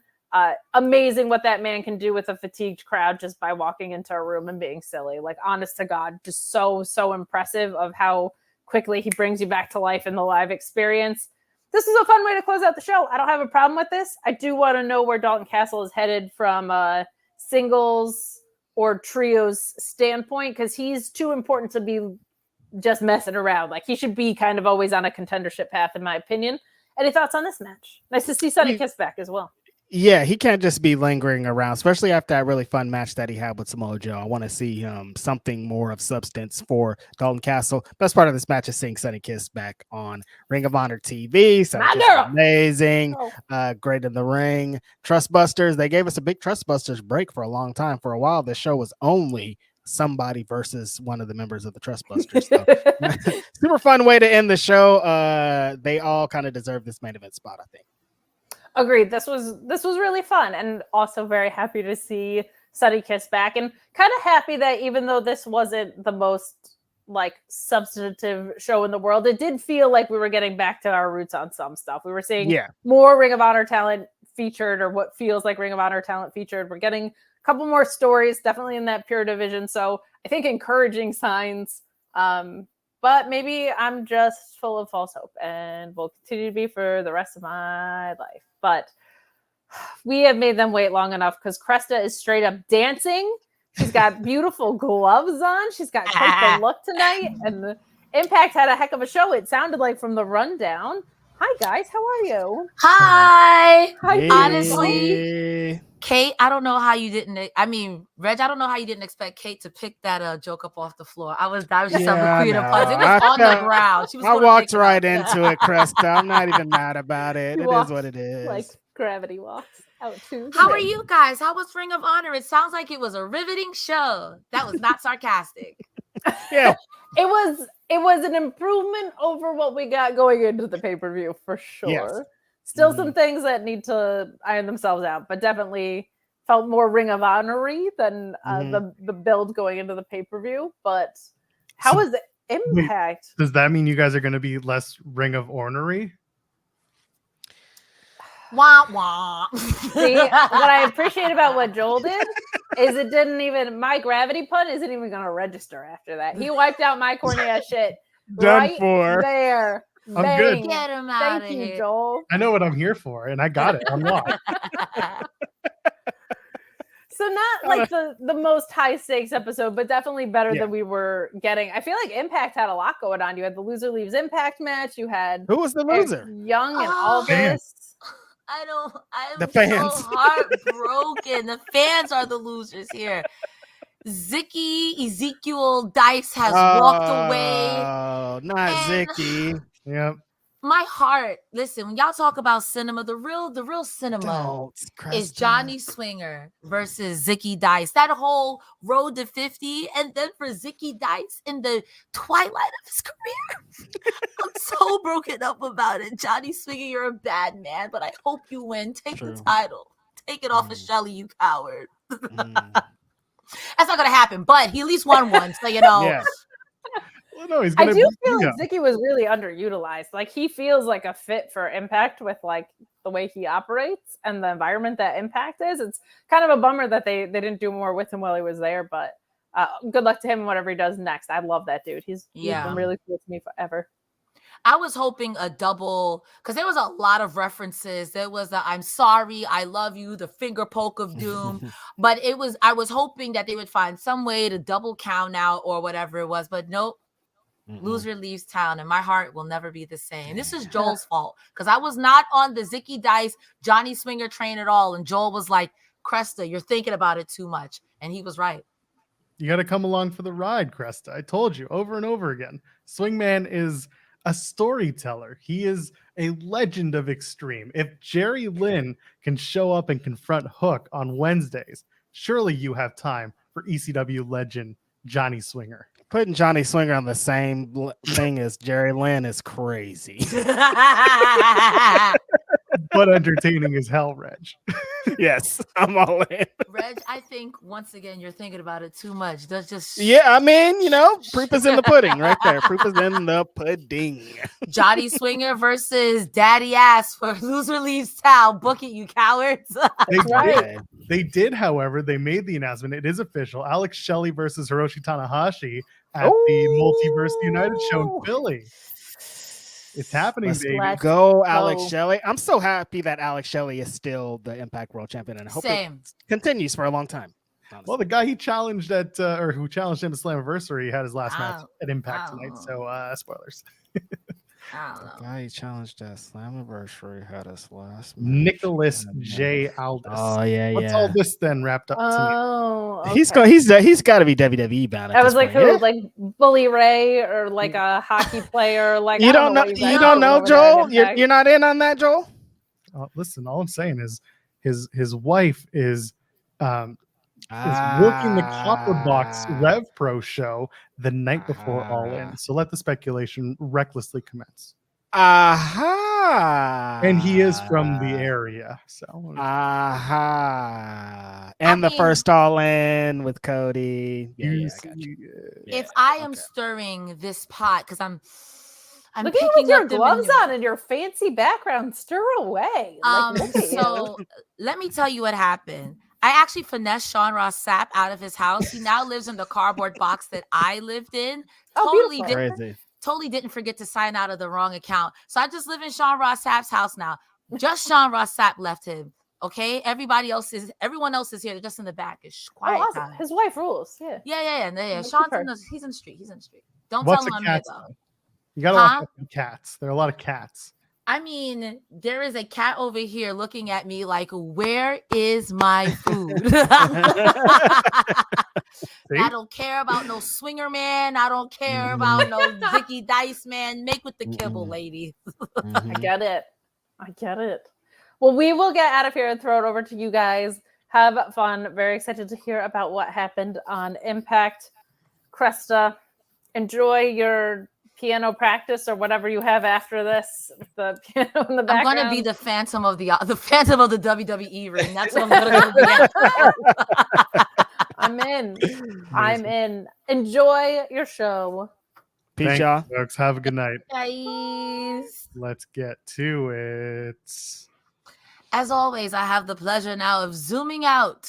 Yes. I get to zoom out for this show so that I can zoom in again. Oh, that's the wrong button. So I can zoom in again for tomorrow's In the Weeds. You know what? Don't you just love adjusting your camera live on air for your studio ostrich? Yes, I do. That's probably the best part of my night. And then I get to clear out all the super chats that Kate did not unstar. So hello, chat. It's good to see you. We are very big fans of y'all. So let's get to it. Are you ready, Cresta? How are you? I'm sorry. I said I got to start with that. How are you? I am doing well. She's alert today. I've been awake since 6 a.m. After this, I have to go celebrate my best friend's birthday. I'm dead on the inside. I'm PCO practically. How are you? Welcome to my life, except I don't go out to celebrate birthdays after a show. I go to sleep. I got a plane to catch tomorrow afternoon, so to quote my grandma, Joel's like, there's going to be a secret in my bed and the pillow's going to whisper it to me. And I want to listen to that secret. All night long, baby. The best secrets. Yes, the best secrets. All right, shall we? I'm ready. Let's go for the audio friends. Hello, friends. We're back again. It's Fightful.com. It is time for your Impact Wrestling post show. It is Thursday, July 27, 2023. Oh boy, I am at Joel Pearl. And as always, I have number one collider and Zicky Dice aficionado, Cresta Stars with me. Hi, Cresta. How are you? I am saddened. Ezekiel Dice on this day. Johnny Swinger, I don't know what to think. But what a good episode of Impact. Honestly, this was, as they say in the culinary world, this was the amuse bouche of the week. This was such a good palate cleanser. I enjoyed this episode of Impact. It was so good. What did you think about it today? I really enjoyed it. I also wondered how the hell they were going to get to the full time of the show, because at one point I was like, it's 9:50 Eastern and this match just ended. What are we doing? And then we found out at the end of the Aldis the Aldis and Young match, how that went on. So good time. It was a good episode. This wraps up the tapings in Windsor. They're off to Chicago this weekend. There's going to be a lot of stuff going on. Not too many changes apparently on the Leo Rush front. I believe he's scheduled to be at the tapings, but he will not be wrestling at the tapings. So he's for those who don't know, last weekend he was at MCW for an indie appearance, and in the opening match he got injured. He basically just got injured, pulled for the rest of the weekend, and as a result, we didn't really know what to expect. According to House of Wrestling, they found out they found out that Leo is going to be out for 1 month. So if that's the case, Emergence is in 1 month. And that's the next time he puts up the X Division Championship. I'm not going to be too angry, because at least this way he'll be back in time for Toronto. So not too bad. Other than that, it was a good episode. I really enjoyed myself. My only complaint, and I think this was mainly during BTI, was the audio was a little off. But you know what? Impact can never do anything 100%, and we love you just for it. To everything else tonight was spectacular. Spectacular. And if you want to be spectacular, go ahead, drop a thumbs up on the video, and subscribe to us here at Fightful on the YouTube channel, because we are close to 100,000 subscribers. Gonna get that play button. I mean, I'm not. Jimmy and Sean are, but like, I could just drive over to Jimmy's house when he gets it and do the unboxing with him. He'll probably put me behind the camera, but at least I would be there. So go ahead, subscribe to us here at Fightful on YouTube. And also over on Fightful Overbooked, myself and Jeremy Lambert and a plethora of other friends are dropping content daily. So go and subscribe to us there. We have a lot going on. And of course, you can subscribe to us at FightfulSelect.com. Best $5 in the business. Get your exclusive news. Or if you want to support us here live right now on the air, you can leave a super chat on the video. Any amount, get your question or statement read on the air. We'll tell you what, I'll open with this one from our pal Dobby the Brain Heenan, on vacation with the wife and kids this week, so I missed the Impact Live, but looking forward to the recap. The best tag team in the biz. I thought Ace of Base were the best tag team in the biz, but you know what, Cresta? We might be those people. I mean, no disrespect to any tag team, but we are the best tag team in the world. I'm sorry to tell you. These are the breaks, and me and Joel Pearl will be taking no further questions at this time about our tag team status. Thank you very much. But considering we are the best tag team ever, according to Dobby the Brain Heenan, I should let you know about Humper Chats. And I think my tag team partner is the perfect person to do so. You're going to take your fingers, you're going to type on your keyboard or your phone, humperchats.com. You're going to put in any dollar amount, because it'll get your comment or question read on air, like, Cresta, what is the plot of Phantom of the Opera? What is the plot of Phantom of the Ring? We'll answer your question to the best of our ability, and we get to keep a little bit more of the proceeds. We're happy. Sean Ross Sapp is happy. Danhausen Under the Ring is happy. Humperchats.com. Bing. Bing bong. It's the one bit that makes no sense, but we're gonna keep doing it. It just happens. At this point, it's tradition. You got that sweet beret going. Is that a raspberry beret? The kind you find at a secondhand store? Is des Chanticleers from the Paris? Let me stop because I love the French, but I'm sure after that they don't love me. They do not. Let's start with BTI and someone who both loves me and hates me, and that's George Iceman. He's back in the coffee shop. I mean the office. He says, where does Deonna Purrazzo go from here? He's trying to get the intel for us. You get it because it's called Iceman Intel, so he's getting the intel, and his name is Iceman. Anyway, she blamed herself apparently, but she has a plan. So what is it? You know, for the guy who gets us all the scoops, he's asking more questions to us than he's answering. So just saying, George, probably up your game. FightfulSelect.com. We would probably help you out there. He thinks we're all smart marks, and we'll figure it out. I thought he's the lawyer who works on Wednesdays. No, that's Smart Mark Sterling. I was talking about Mark Henry, Smart Mark Henry. Oh, my bad. He works the show with Bully on the radio. Yes, but not Bully like Black Taurus Bully, like Bully Ray with Devon Get the Tables Bully. Oh, like Bully Ray, whose brother-in-law dances with Dudley's from ECW. No, that's Bubba Ray, and I think he's down in Mexico with El Generico taking care of children. Yuya Uemura and Joe Hendry take on the team of Kenny King and Sheldon Jean. The problem is, if we kept doing this, we would get bombarded with people commenting about how they just killed time. Anyway, Kenny King, Sheldon Jean versus Yuya and Joe Hendry.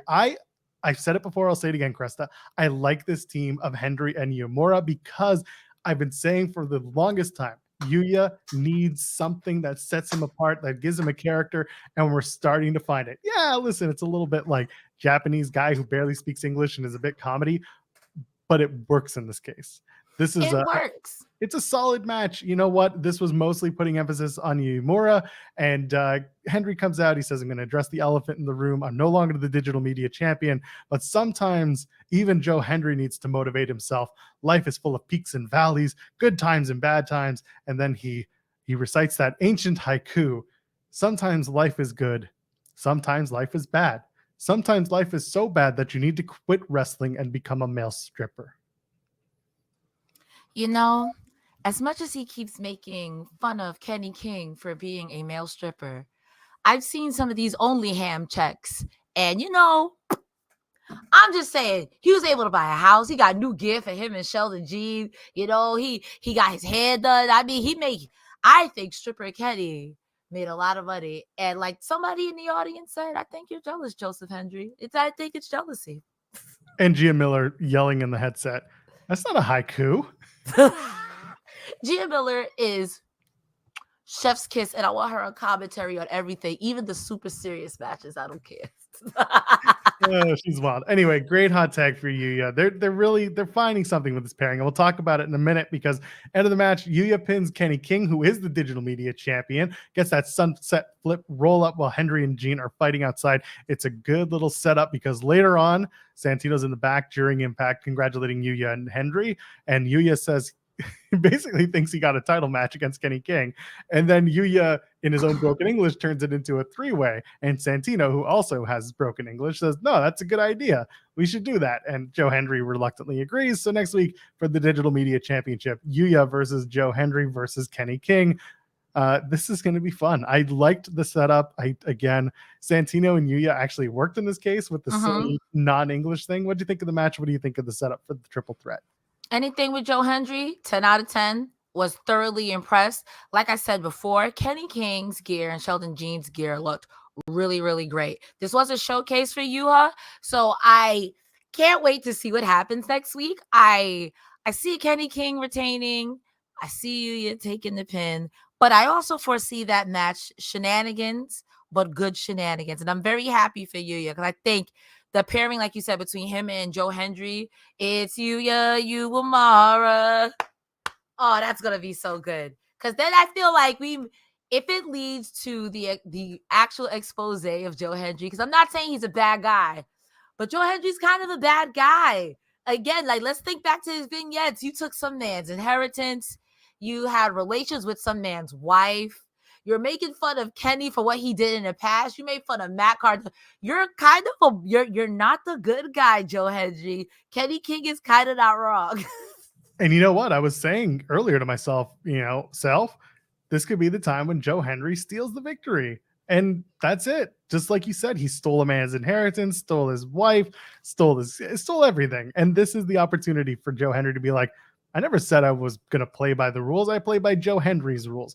But at the same time, I don't want to see him be a heel because Impact announced that they're going to be in the UK in, I believe it was October. And if that's the case, and they're going to bring in Grado, and Grado and Joe Hendry have a background as well.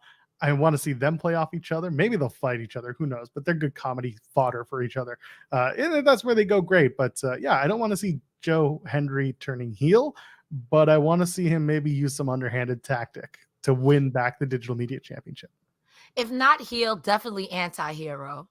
We won't grow over a full heel, but like shenanigans. Like the best way I could describe it is when Samoa Joe moves, when someone does a dive, he's like, why would I stand there? Why would I stand there? Why would I stand there? So if he does that, that's great. Yep, I don't hate it either. Impact, the show starts off with Trinity and Dani Luna teaming up to take on the Coven. Listen, this is a great match for Dani Luna. She gets a lot of shine. Trinity looks good, as she always does, the Knockouts World Champion. And, of course, the Coven, coming off of their loss at Slammiversary with the tag titles, they're trying to get into it, but they can't. Wild takes the sit-out power bomb from Trinity, fully compacted on her spine. Like she lifts her legs high up in the air and just goes down on her tailbone. It looked painful for Taylor Wilde. I felt so bad. Trinity rolls her around, gets the 3 count. And then really the big news of the match is out comes Deonna Purrazzo, right hot off the get, and just says simply she's getting her rematch for her Knockouts World Championship at Emergence in Toronto. My plan is to be there. But Cresta, what do you think of the tag match? And what do you think of Deonna and Trinity 2 in about a month's time? Let's give it up for Dani Luna because this was a showcase for her. This girl got worked over. She had the hot tags, the hope spots. Kylan King said, I'm going to make you work for every inch of this. She was so stiff. Also, I am loving how maybe I'm reading too much into this, but I feel like the more and more Taylor Wilde gets away from the tag team titles, the more and more of a gremlin crazy she becomes. I want to stop this person's goal and I want to do this. And it's like you're kind of unhinged now that you don't have the tag titles. Again, maybe I'm reading too much into it, but that wrinkle I thought was really nice. The post-match, is this the first match announced for Emergence? We just had Slammiversary. So when is it? Emergence is the next one, but this was the first match, and I'm not mad at it. Yeah, and honestly, this is a match that could very easily main event the show. Oh yeah, absolutely. They didn't main event Slammiversary, did they? They didn't because it was the Josh Alexander return. They wanted to make that the big moment, which is understandable because, no knock on Trinity. She's bringing in a lot of eyes to Impact and a lot of new fans. But when you think about Impact Wrestling, Josh Alexander has been synonymous with the brand. So for him to come back for a lot of fans, like that's a big emotional moment. Yeah. Trinity winning, not to take away from it, it's just a different kind of layer of emotion. So if this is the case, and we know Josh is coming back, if it's Josh versus Alex Shelley for the Impact World Championship, that's probably the main event at Emergence because, again, it's in Toronto. It's in Josh Alexander's backyard. Fair. But this is the first match announced. It's going to get the most amount of attention for the next month. Although I'm wondering what's going to happen with Multiverse United. None of the women have been announced. They have 2 matches announced for the show, a tag match and the Impact World Championship match. And to add a third layer onto this, Cresta, they announced that Sonata is going to be at Emergence, the IWGP World Heavyweight Champion. So we don't know who's going to challenge Sonata, or if Sonata will be in action in a triple threat, in a tag, whatever his involvement is. We don't know. So there's so much wrestling, so much going on. But the point of all this is the biggest first announced match for Emergence is the rematch between Trinity and Deonna. And I think that's a really big way to start. And also, I think that's going to bolster some ticket sales as well for the event. Absolutely. I had a friend of mine today ask, like, what's going on with Trinity? Have you seen her wrestle? How's her running Impact? And it's like, if you haven't watched Trinity since the Federation, I think I think it's worth looking at her now. The style is similar, but it's a lot more rough and tough, stiff. And I think that this match could steal the show. I want to see how they build to it, because commentary made a very good point. Trinity is the only woman to tap out Deonna Purrazzo in Impact, period. And this is after Jordan Grace's, Masha Slamovich's. I'm trying to think of who else was a submission specialist. Even a Rosemary, because I've seen Rosemary tie girls up in the ropes. You know what I mean? So that to me says a lot, and I can't wait to see if this makes Deonna slip back into her heel, if she wins or if she loses. Either way, like you said, that is a great first match to announce, and that's a moneymaker. That is a draw. Yeah, I'm looking forward to it. The stuff that Trinity's been doing in Impact, you can see the confidence every time she goes out there. It's building. Not that she came in as a shell of herself, but she certainly was trying to figure out, what is Trinity? Who was Naomi? What is Trinity? What are we doing with this new character now that she's a champion? How does she work in the ring, move in the ring? And you can see that it's getting better and better. It's getting crisper each time. So excited for that match. Deonna and Trinity had really great chemistry at Slammiversary. Looking forward to them tying it up in Toronto in about a month's time. And again, I'm looking forward to whatever they're going to do with the Knockouts division at Multiverse United, because some women are coming over from Japan, and I'd love to see at least a few Knockouts matches on the card. Yeah, I totally agree. I love when they do the multiverse matches, because I think it puts a lot more eyes if you're not familiar with New Japan. And I feel like the Impact audience is very familiar, but if you are not familiar with either one, it's a great crossover promotion. And plus, them Joshi girls are stiff, girl. Those ladies are stiff. Like, we get stiff over here, but that's different. It's a different world over there. If you're not watching some of the Joshi wrestling that's out there, you're missing out on some pretty cool stuff. Some really it's different. That's all I'm gonna say. Very bad. Let's move on. Leo rushes in the back. Moose and Myers approach him and they ask, "Hey, what happened last week? You left us hanging." And Leo's like, "Why are you, Moose and Myers, hanging out with Bully Ray? Why are you aligned with him?" And then Bully Ray comes screaming like he's an old man. He's just like, "What am I doing here?" And Leo was just not reacting. I can't yell because of people sleeping in the house. But either way, Bully is like just screaming like an old man. Leo's not reacting. And Bully says, "You haven't been here long enough to ask questions, but all you need to know is that I'm aligned with Moose and Myers because I trust them." And then Bully says Leo is either with them or against them. He says it's a cliche thing to say, and it is, and he wants an answer by the end of the night. So there you go. We know the answer by the end of the night, but what do you think of this segment going into it? Does nobody watch the product? I have to agree with Leo Rush here. Why are you working with Bully Ray? And Bully Ray coming to yell at him, I kind of felt for Leo Rush in that moment. Yeah, you want to come in and do your own thing, but you literally have Bully Ray here, who's literally being a bully to the roster. So either you're with him or you're against him. And if you feud with Bully Ray, you're feuding with Bully Ray forever. And who wants to deal with that? At least if I turn my back on you or you turn your back on me, we could just wash it away, especially if you turn your back on me, because then you feel like you did it and I don't want to be bothered. But you either got to get down with Bully Ray or he's literally going to terrorize you. I kind of felt so bad for him. It was like, damn, you really want to be by yourself, but can't do it. And all Leo wants to do is be on his own, but he's been tasked with picking a side. So we'll find out later. We'll talk about that. Johnny Bravo and Dirty Dango, they do that little backstage segment, or I guess pre-tape. And the question is, how concerned with you with your match against Santino? And Dango's like, every time I go out there, I'm confronted with tweakers, drunks, and bums. I'm just like, oh my God, why? He says he takes Santino about as seriously as an MMA fighter as he does Bhupinder Kudra as a pro wrestler. So I guess we're going back to that, which honestly is fine with me. But he goes on about the whole Ariana Grace thing, how he's dating Santino's daughter. And I'm just like, can we just move on from this? We're done. Like, don't tell me about the order at Applebee's and all that. And then he says he brought Bravo to watch his back because he wants to get on his flights on time and without any injuries. And then this popped me. The whole, like, this guy's been to Vietnam. How long do you go to Vietnam? He's like, I vacation there for 6 days a month. That was so 6 silly. days a year. And then he does Vietnam. I thought that was really good. Really silly, really stupid. What do you think of the Dango segment? Him and Johnny Bravo are now a thing. You're saying his name wrong. It's Johnny Alpha. Woof. Listen, those were his words. He I said know. he's no longer Johnny Bravo. He's Johnny Alpha. And honestly, I love a good, I'm going to poke fun at everything that people take way too seriously. And I'm going to take it super seriously. Do you see how you sound?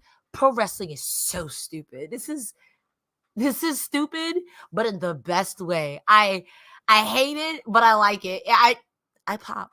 I thought this was good. And then he had the nerve to come out there, whether it was last week or this week, with shiny orange shorts. You are the worst person, Dango. You were seriously the worst person. Super serious wrestler, Dirty Dango. We talk about this every week.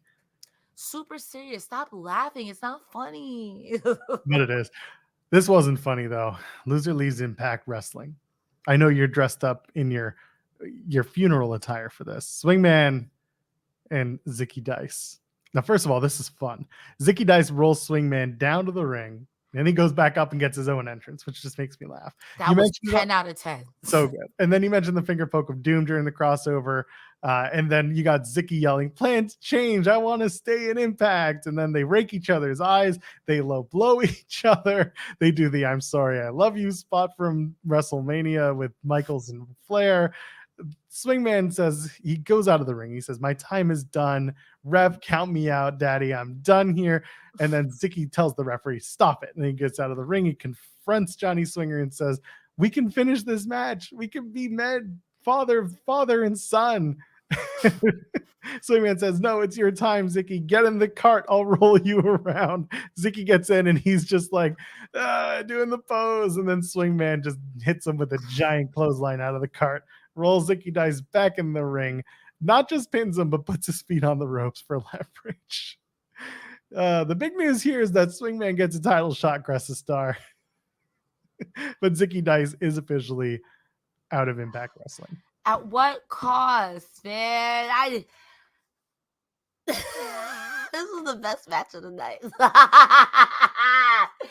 This was overbooked, overproduced. What do they call this? A ham and egger? Because that's what this was. That's exactly what this was, and that's exactly what it needed to be. I am upset that there was that there was not a non-finish. I mean, technically there was, but at the same time, it wasn't enough as a smosh for me. Ezekiel Dice, formerly known as Zicky Dice, is on his way. I don't like this. Why? Also, Johnny swinging with the feet on a rope for insult to injury. At that point, this was the best match on the card. 10 out of 10, 87 stars in the Tokyo Dome. Argue your mama about it. Amanda B sent us a humper chat saying, "Mourning Zicky's departure. Swinger's Dungeon being down a daddy. Scott Zamore just needs to know this is just wrong. P.S. Joel, love your shirt. Lemmy forever." Thank you. That's my Motorhead shirt. Love Lemmy. I got his guitar pick in my wallet all the time. One of my favorite bands of all time is Motorhead. Heard of them. Don't know any songs by them. Please don't hate me. I know Machine Head. Oh, I remember them. I feel like that's a song by Rem. Buddy of mine still plays bass for them. So there you go. Hey, so Joel is famous. We've heard it here first. No. This is a weird story. Jarrett McEachern plays bass for Machine Head. Jarrett was in a band called Sanctity back in the day out of North Carolina. And my buddy Brian, who plays in another band, Brian lives in Canada around here. And Brian played with Sanctity for a little while on bass and then became a singer while Sanctity was kind of like going down. Jared was the lead singer and guitar player for Sanctity. It was a whole mess of things. So I know Jared through Brian, and Brian and I are still friends, but then Jared got the Machine Head gig, yada, yada, yada. Here we are today. Joel's famous. You heard it here first. So our next match, I think, is what? Mel Shaw versus Masha Slamovich. Ooh, that was... Yo, so I'm watching the show, y'all, and I promptly sent a message to Joel Pearl. I'm like, "Who's Mosh Slamovich? Mosh potatoes? Mosh pit?" Hold on, I'm gonna pull up what you sent me. So go ahead and vamp for a second. So here we are. It's 2013, July 27th. They introduce MK Ultra. And to my surprise, it's Mash Slamovich with Killer Kelly. Who's Mash? Bangers and Mash? Mashed potato? The Monster Mash? Smash Mouth? Somebody once told me that's not how you spell Masha. Okay. Someone's going to get beat up in the back. All right. I think we did that sufficiently. Masha Slamovich, Gisele Shaw, one-on-one. When people read the spoilers, they were not happy, but now we know why, what happened. Masha has a great comeback in the middle of this match. Giant kicks, good stuff. Gisele Shaw misses the first attempt at the denouement. Masha hits a roundhouse kick for 2.9, and then there's a distraction from the Chantarage. Jay Vidal gets on the apron as he always does, and of course it leads to Gisele hitting the denouement and pinning Masha 1, 2, 3. So there you go, Gisele over Masha. What do you think of the match? Little thing happened. Surprised that Gisele Shaw pinned Masha Slamovich. I will say I'm not as mad about it. Name a time Gisele Shaw, since she got the Chantarage, isn't cheating. Because I'll wait. She was going to cheat that girl out her books. Boots. And basic math says 3 is more than 2. I was actually surprised. Like commentary said, Jay Vidal had the gumption to get on that ring apron, knowing Jody Threat had traumatized him last week. So, surprised. I don't know if this leads into a 3-way. I don't know if the MK Ultra becomes triple threat redheads. I don't know how that's going to work. But I could see why people would be upset. They just won the tag team. I don't like them getting pinned. But I think Masha's at a place where it doesn't hurt her. And Gisele Shaw's a cheater. I can't believe. First of all, I'm so upset right now that the Chantarage versus the Redheads is not currently on the books. It could happen this weekend in Chicago. It could happen at the tapings, and if it does, I will be so here for it. We've been talking about Masha and Killer Kelly and Jody Threat having some sort of 3-way. Sorry, that's the only way I can say it. Listen, I'm saved, so I got you. We're both saved people, child of God and whatnot. Yeah, Killer Kelly's the only one of the 3 that I haven't had a conversation with. So there you go. Either way, I want to interview the 3 of them at the same time at this point and just see if they do a trios thing. I gotta get it out of them. I gotta talk to them, but I don't know if that's what they're gonna do. We need like a red name, like Volcana, Arcana, Explosion. I don't know, but it has to be something because MK Ultra, that's fire. That's funny and that's fire. But we need something with the red line. They'll call it MK Threat, just like she called it the Threat Dolls at Slammiversary. Loved that name. Yeah, McThreat. Not the McThreat. Yeah, let me get a McThreat. So they put a knife between 2 buns. Let me get a McThreat Ultra. Oh God. That's actually a good name. Here's a McThreat. Kazarian and Tracy Brooks are backstage. Tracy says, I'm a mom and I don't want to get into this, but I want 5 minutes in the ring with Lish Edwards. I went to Scott D'Amore about this. And Kazarian's like, no. I don't want you to get hurt. You're not a wrestler anymore. Lish isn't worth it. Not going to happen. So it's definitely going to happen. They leave the arena and that's that. What do you think? Are we going to do Tracy and Lish? Is this going to be finally the mixed tag that we've been waiting on? What's going on here? To quote Tracy Brooks, I want to beat up that dumb bitch Lish. I think that's what's going to happen. And I believed her. She said, I don't care that I'm a wrestler. I'm a mom and I hate her. I honestly, like I said, I'm living for this Lish being Vicky Guerrero levels of annoying. So I stand with Tracy Brooks. Sometimes I don't have to put my hair up and square up. I'm just going to take my earrings off and hope you can fight. I thought it was great. I was thoroughly sports entertained. And this popped me too. When she said, I hate Lish, I was like, I felt that. Because she be annoyed. All you hear is her yelling third Eddie Edwards matches. So I understand. Listen, if they give them just 5 minutes in the ring, but nobody gets a microphone, that's all I'm asking. Okay. Lish don't need a mic. Come on now. That's what I'm afraid of. All you're going to hear is, get up. You're stupid. Book it. Yes. And this is going to be Kazarian and Eddie Edwards the whole time. Like, oh my God. You'll hit my wife, but oh my God. So what do you think? Are they going to do the mixed tag after they do this 5 minutes in heaven thing? I think so. I think because Eddie Edwards is gonna want to cheat, and Frankie Kazarian is gonna be like, "That's not going down." That 5 minutes in heaven might get thrown out, and it's gonna be a mixed tag anyway. And I wouldn't be mad at it. I like Frankie Kazarian when he wrestles. Eddie Edwards is hit or miss sometimes with me, so this is perfect for me.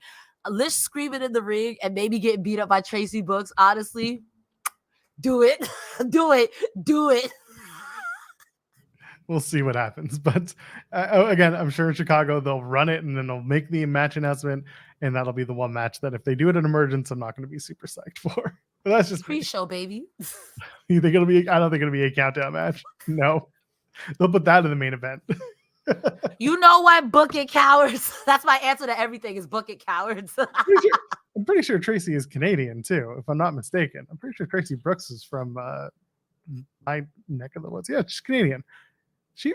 Where's she from? From St. Mary's, Ontario. Yeah, there it is. I think 90% of the Impact roster is Canadian. And Absolutely. I don't even know who's from. Like, I know Macklin's from New Jersey because they keep saying he's from New Jersey. Same thing with Deonna Purrazzo. She's from New Jersey because he keeps saying it. But everybody else, I feel like they're all from Canada. Honestly, throw out a name and they're probably Canadian. Except for Moose and Myers. They're next, and they take on Kushida and Alex Shelley in a tag match. Time Splitters are together. Good speed from the Time Splitters to open it up. They're doing two fast guys taking on the two big dudes, Moose and Myers. And Myers is deceptively big, I should say. Myers, of course, being a former WWE guy, just like the Cardonas and the Heaths, you don't anticipate seeing how big they are compared to the rest of the wrestlers of today when you see them in the ring. Moose is big, but like Myers is deceptively big, especially when standing next to Kushida or the Impact World Champion Alex Shelley. Moose and Myers lay out Kushida, and Moose works over Shelley. Myers goes for a tag, but Shelley catches Myers in a crucifix style pin, gets the win. Very shocking. They do the beatdown. Bully shows up to help. Josh Alexander tries to even the odds. He gets beat down. Lio Rush shows up and very quickly makes his decision. He beats up Alex Shelley, so he is aligned with Moose Myers and Bully for now. And then Chris Sabin comes back, so he's okay. He's fine. Don't worry about Chris Sabin. He clears the ring, and then everyone except for Leo, and then Chris Sabin beats up Lio Rush, tosses him out. That's the segment. That's the match. What do you think of the whole thing? The match, not going to hold you. It was exactly what it needed to be. I don't want to see my my champion getting pinned. Okay, great. Time Splitter is great. The post-match is where it was at. Everybody coming out, glad to see Chris Sabin back. I wonder if this leads to a 5-on-5 tag. Probably will. Again, feeling a little sympathetic for Lio Rush, because Lio Rush gets it. I don't want to work with Bully Ray. No, I'm going to get got in the end, and then I can't get rid of him. He's like that fruit fly in your house. Once he's there, he don't leave. So I sympathize with it, but I also got it too. Because who are you going to ask for help? One of the most liked guys here, the Motor City Machine Guns, you beat the crap out of Chris Sabin for all intents and purposes. So who's going to want to help you? Yikes. I hope it goes somewhere. I'm not too keen on the 5-man match, a 5-man tag match. I know it'll be good when they eventually have it, but sometimes I want to see them against each other, not whatever. But also, too, now that Sabin's back, Sabin's going to want a rematch for the X Division Championship. Kushida already said, you're not cashing in nobody's option. See it till you wrestle me. So now there's so many spinning plates. Who goes first? Who's going to jump? Who's line? I can't wait to see how this turns out. I'm wondering where they run this 5-on-5, because you're right. It's almost certainly going to be, going on soon. If that's the emergence match, then Deonna and Trinity are absolutely going to main event that show, because I don't think, listen, again, going back to the Josh in his backyard, I wouldn't want to do Josh in a 5-on-5 back in Toronto. Like, I don't think that's big enough. They did announce it for emergence. There you go. Davey the Brain Heenan put it out there. So there you go. It's on their Twitter. So there you go. The main event at emergence is most likely Deonna Purrazzo versus Trinity, which as makes it should be, though. But the one thing that sucks about doing this 5-on-5, it currently gets rid of the X Division Championship, the Ultimate X winner, Kushida, and it gets rid of the Impact World Championship. So Emergence, again, this has never been a big deal for Impact where a non-pay-per-view special doesn't have all the titles. But when you take out two of your major men's singles titles, that kind of messes things up a bit. So I'm now hoping that we're going to get some really strong character building matches and some really strong other title matches. So the Knockouts Women's Championship, the Knockouts tag titles, I should say. And I'm guessing they'll probably do something with the tag titles. Maybe even the digital media championship as well. I'll even go forward to say that I think there's a lot more story to be told with all of those people tied up. Josh Alexander, Kushida. So this, like you said, it gives everybody else a chance to shine. And after Emergence, we can then maybe start telling the stories of the main, all of these other titles. Because I will say at Slammiversary, it was very much your mainline titles being focused. So you give them a break. You give the men's division, the main men's division, a break, and you do a lot of your extra stuff, your digital media, your knockouts, and maybe get some grudge matches out the way. You know, I don't know who has a grudge match right now, maybe besides Gisele Shaw, the Mech Threat Ultra, and I don't know who else has like beef like that. Well, it feels like MK Ultra will defend against the Shantaraj. But well, Gisele Shaw and Savannah, I haven't really seen them tag together, even like build on. Or Jay. They could put Jay Vidal in there. That's true. That's true. The Knockouts Women's tag titles haven't always been held by two women. I mean, honestly, Jay Vidal been getting beat up by the women. At this point, let him compete for the title. Every week getting beat up by like Trinity, Deonna, Jody Threat, Boy Jay getting beat up. Let him compete for the tag title. Now that this is official, and that takes 10 men off the card, who faces Sonata for the IWGP World Heavyweight Championship? And why is it Speedball Mike Bailey? Because Speedball Mike Bailey just literally wrestled a blow-up doll. And if I'm not mistaken, that's the same blow-up doll that wrestled Kenny Omega. So watch your mouth. Second of all, I was going to say Dani Luna. For the IWGP World Heavyweight Championship. Yeah. I don't think it's going to be Dani Luna. All right. You know what? Well, when Dani Luna comes to beat you up, this is your fault. If she wants to have a conversation in Toronto and she's there, I'll talk to her. But for now, I'm curious as to who could face Sonata if they're going to. Who would you think? I'd put Speedball or Jonathan Gresham. Let them have something fun. Sonata's a girl or a boy? Sonata is the men's IWGP New Japan. That makes a lot more sense. Yes. That's why you were like, Cresta, it would not be Dani Luna. Wouldn't be Dani Luna. You know what? I'm going to shut up now. I know nothing about professional wrestling. I'm just here to look pretty. You guys caught me. I've been exposed in 8K. That's amazing. I love it. It's okay. Sonata was the one who had a match against Jungle Boy at Forbidden Door. Oh! You know when you feel really stupid? Okay, it's late. I get it. Okay. All right. Okay, I'll tell you who the match is not going to be against, and that's Alan Angels.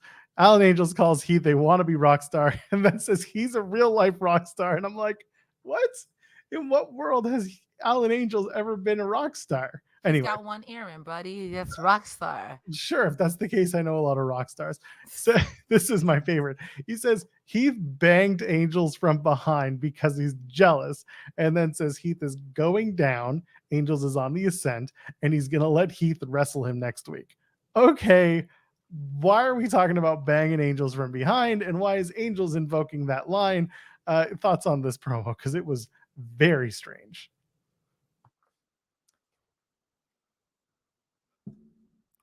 Yeah.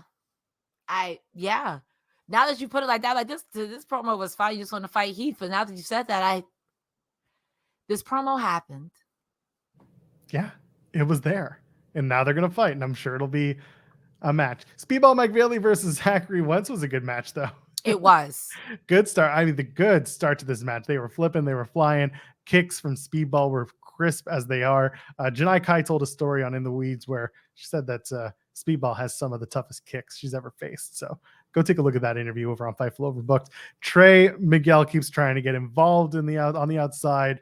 There's a shooting star press, a standing shooting star. Look good from Speedball. I love it when Speedball Mike Bailey tries to hit those kicks while someone else, ducks them, and then he does the hesitation spot and then tries to kick him again.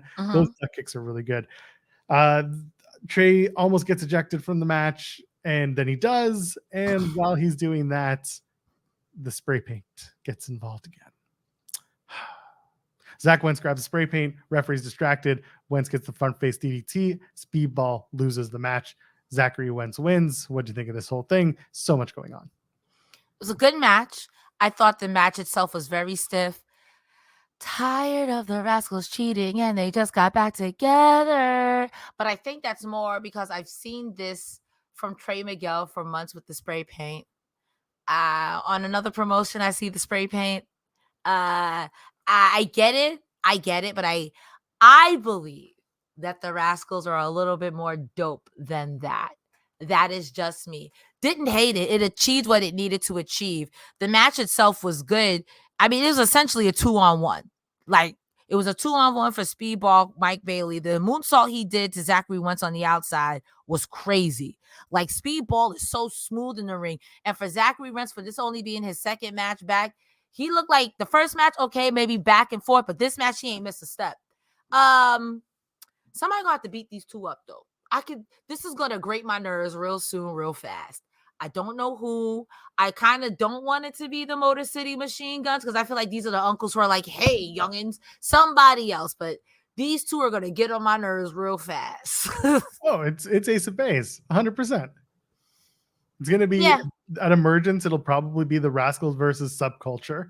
And Subculture will drop the titles to Trey and Zach Wentz. And then that Bound for Glory, they'll do Ace of Base versus Wentz and versus the Rascals, basically. Didn't Rascals screw Ace of Base out of the title in the first place, or was it a triple threat? So they screwed them out of the title at the at Slammiversary, but it was in a 4-way. So they basically stopped them from being able to win the titles or retain the titles. And then they had their rematch the following week on Impact TV. And that's when they got involved in the match, even though they were supposed to be kicked out. I could see at Emergence it being the Rascals versus Subculture and Ace of Base screws them out of it. And then for the next thing, it's a triple threat. Yeah, could be that. I could see that. We'll see what they do. But we are on to our main events. But first, we missed. This is our final installment of What's All This Then? There was no Jimmy Jacobs this time. No, Jimmy's been working AEW for the last month. Jimmy was literally on the Ring of Honor Death Before Dishonor show. To be fair, I don't watch Ring of Honor only because I have a lot of wrestling to watch and I don't want to be wrestled out by the time it's Impact time. Anyway, there was a whole segment before the Slammiversary match where Nick Aldis said he slapped Jimmy Jacobs into next Wednesday. He was talking about Jimmy Jacobs moving to AEW. Cresta Star, what are you doing with your life? Let me ask you that. What's going on? We talked about it on this show, Cresta. Multiple times. No further questions at this time. You're right. I don't want to talk about. Let's talk about this main event, bro. Before we talk about this main event, let's talk about the impact moment of the last yesteryear where they showed Eric Young beating Brutus Magnus and how history repeats itself. Well, first of all, in the What's All This Then that was earlier in the night, you wanted to serve Eric Young a slice of old traditional humble pie, just like the humble pie I just served Cresta, which she would have remembered had she been a subscriber over at FightfulSelect.com. Best $5 in the business. Listen, we're talking about Nick What's All This Then Aldis. There's some talk about a big match potentially happening at All In this year. What is it? FightfulSelect.com's got the scoop. They got the conversation going. So go subscribe. $5. You want to know Dustin Rhodes' contract status with AEW? We drop that news too. FightfulSelect.com and AEW producers. Interview notes. You want to ask Grapsity with boys today? They did that. Sean Ross Sapp does his Q&A. That's usually every week. There's a Sour Graps twice a week with Alex Pulowski and sometimes Kate, who hosts the Ring of Honor post show on this channel. They talk about all the sour WWE stuff, and they also do a little bit of AEW Collision talk too. I was over on FightfulSelect.com, the best $5 in the business. It's so good. There is so much content there. So go subscribe today if you haven't. What is wrong with you? If it's a money thing, I get it. Just steal somebody's credit card and subscribe today. $5. For legal reasons, that's a joke. Is it? Listen, do what you want. Eric Young versus Nick Aldis is the main event tonight. New theme for EY. It's good. Early on, there's some good chain wrestling. I like the match. And I said last week that I had heard that this was a really, really solid match. And it was. This was a very classic Impact, TNA, whatever you want, just a wrestling main event style match. This was, just solid stuff. There's some great back and forth wrestling. I love it. At one point, Eric Young gets hit by a superplex from Nick Aldis, and then Aldis goes up top trying to do the double axe handle, but instead you got Eric Young reversing it into an inverted atomic drop, kind of catching him right in the dick there, which is what you want to do. Yeah, I'm back city. Just hit over and over again. Aldis does that apron spot where someone slides out of the ring, but then hits the apron and then gets caught between the apron and the ring. And then you got Aldis just battering him. It's good stuff. Missile dropkick gets turned into the Kingsland Cloverleaf from Nick Aldis. And then as Eric Young tries to roll up Nick Aldis, instead, Aldis rolls out. They got a pile driver finish, clean win. Eric Young pins Nick Aldis clean as a sheep, but that doesn't matter because Nick Aldis is done with Impact, and you wouldn't know because they sure as shit didn't show him on the way out. Instead, Cody Deaner and Big Kaun show up, and they take out Eric Young. 3 choke slams from Big Kaun, and Deaner hits the antidote. That's his DDT finish. They beat the hell out of EY. What do you think of the match? What do you think of this whole Deaner and Eric Young? It had to happen. Now we're here. This is your big emergence, grudge match, Cresta Star. I actually am a little sad. If this is Nick Aldis leaving Impact, not bad to put over Eric Young on your way out. But I guess with all that pomp and circumstance, I kind of wanted him to win something, to win a little something. Especially the way they built him up, saying that before, I was God's favorite, but now I'm on my own merit. Okay, whatever. I could take that. But like you said, going back to the grudge match, Deaner and Young had to happen.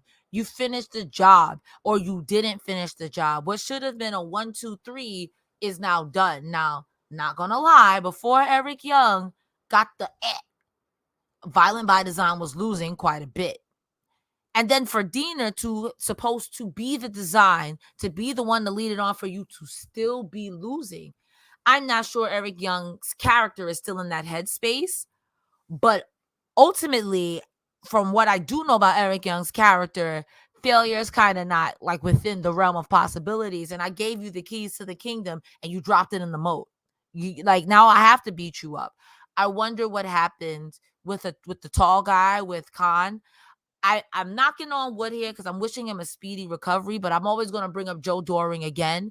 Not sure where he's at in the recovery. So I wish him the best of speedy recovery if he's not recovered yet. But this could leave the door open for the Violent by Design versus Design 2.0 if that's something that does happen. Or like they did for oh my God, the guy for Sami Callihan that they brought in for just like 1 or 2 matches. Madman Fulton. Yes. You could bring in Joe Doring like a Madman Fulton 1 or 2 matches and eventually have the blow off at Emergence for Deaner versus Eric Young. I think it was very dominant. It's the most dominant Deaner and the Design have looked. But it kind of like, at what cost, Like, I wish that the Design were doing things beforehand instead of just eating L after L after L. So when he comes back, you can be like, no, we're better off without you, because it kind of seems like you're not. Yeah, and I agree with everything you're saying. I really like the idea of Joe Doring coming out to be EY's guy. Mm-hmm. I don't think it's going to happen. I could be wrong. Again, like you said, you don't know, and I don't know either, the status of Joe Doring. Hoping he's doing well, hoping he's on the mend. I can tell you that Eric Young had put his Slammiversary gear up on eBay with all the proceeds going towards the Doring family. Someone had mentioned a couple of weeks ago on the show that his wife said, not a lot of change, but I guess no news is good news, but it doesn't seem like he's coming back. But again, it's wrestling. Anything could happen. And listen, I'd love to see it. I don't know if it's going to happen, but in that case, yeah, you do need another big guy who's going to stand up, to Big Kaun and be on Eric Young's side. I don't know who that person is. Fulton feels like a bit of a reach. There's got to be someone else. It could be Rhino. He's not a big guy, but he is a bulky guy. What about another Team Canada guy? Because I'm not too familiar with it. But right now, let's say Eric Young is riding that Team Canada wave. Was there a big guy in Team Canada? Not that works in this case. A1 would be like the closest, and he ain't coming back. I don't think he's going to come back for another. I'm trying to think of who's another tall person in Impact who's not really doing anything right now. Mahabali Shira, but he is not going to be the guy. Big Bill. Listen, if it had been 3 months ago, or not even, if it had been 90 days ago, so 2 months, I would have said, yeah, Big Bill would be great to come back and do a thing. But now that he's doing this tag thing with Brian Cage over in AEW, now that's working. I can't be mad that W. Morrissey went to AEW now that he's doing something. Yeah, that's working for him. It took some time, but he's there now. I'm trying to really think, like, there has to be a big guy who's milling about in Impact right now, who's not doing anything, who would be great for this type of situation to deal with Kaun. And nothing comes. The only other big guy, and I'm like, this is a meme, but just height only. Johnny Swinger. Heath, but Probably not. Yeah, Probably not. I'm looking down the roster page. There's no one here that makes sense. But Jake something is a big dude, but I don't think he fits this. And that's pretty much it. PCO. It could be PCO. Could very well be. They were PCO. chanting PCO during this last match, so it could be PCO. Because you got to remember, PCO was taken out of the match. Diener got himself into the match. PCO is going to be like, oh, you took my spot. Yeah, here we go. It's PCO. Yeah, it'll probably be PCO. I'm glad we did this smart thing together and came to the same conclusion. Yep, and I see someone in the chat also did it. So here we go. Yeah, it'll probably be PCO. It'll be that PCO. makes sense. Or if it's Lance Storm. Lance Storm comes from backstage to the front. I mean, listen, Lance is there. I'd love it. I told someone, if you're in a comedy contest, you got to make Lance Storm laugh or die. And they said, well, I guess I'm dying. That's it. I guess that's it. That's it for us. That's Impact Wrestling for July 27th, 2023. This was a good episode. I'm glad we talked through it. Emergence is very slowly going to come together. It's a month away. The week before that is the Multiverse United show in Philadelphia.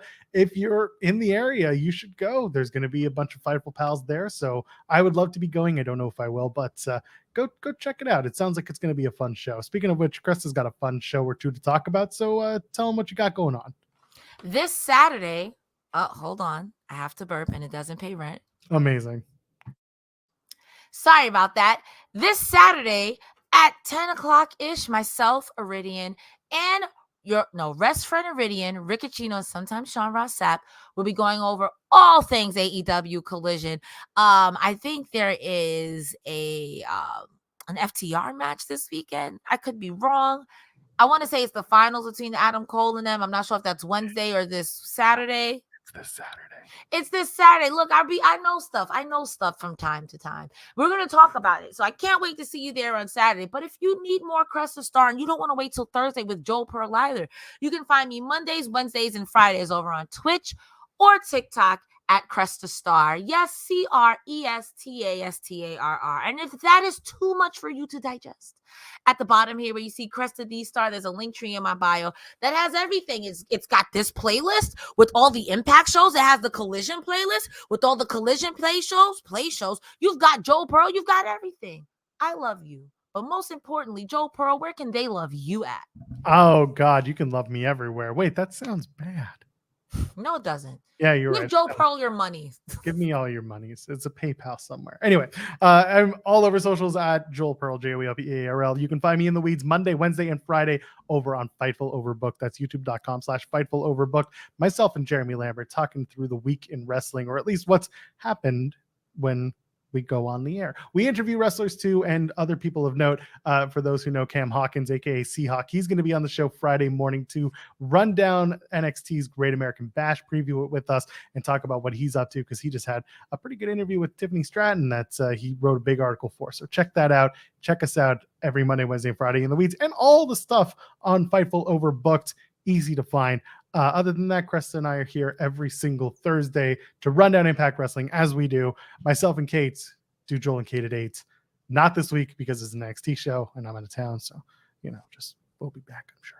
He's anyway, out of town. He's thugging with his rounds. I'm just out of town, man. I just got to do my thing. That's it. Till then, ladies and gentlemen, friends beyond the binary, we'll see you in the next one. Cheers.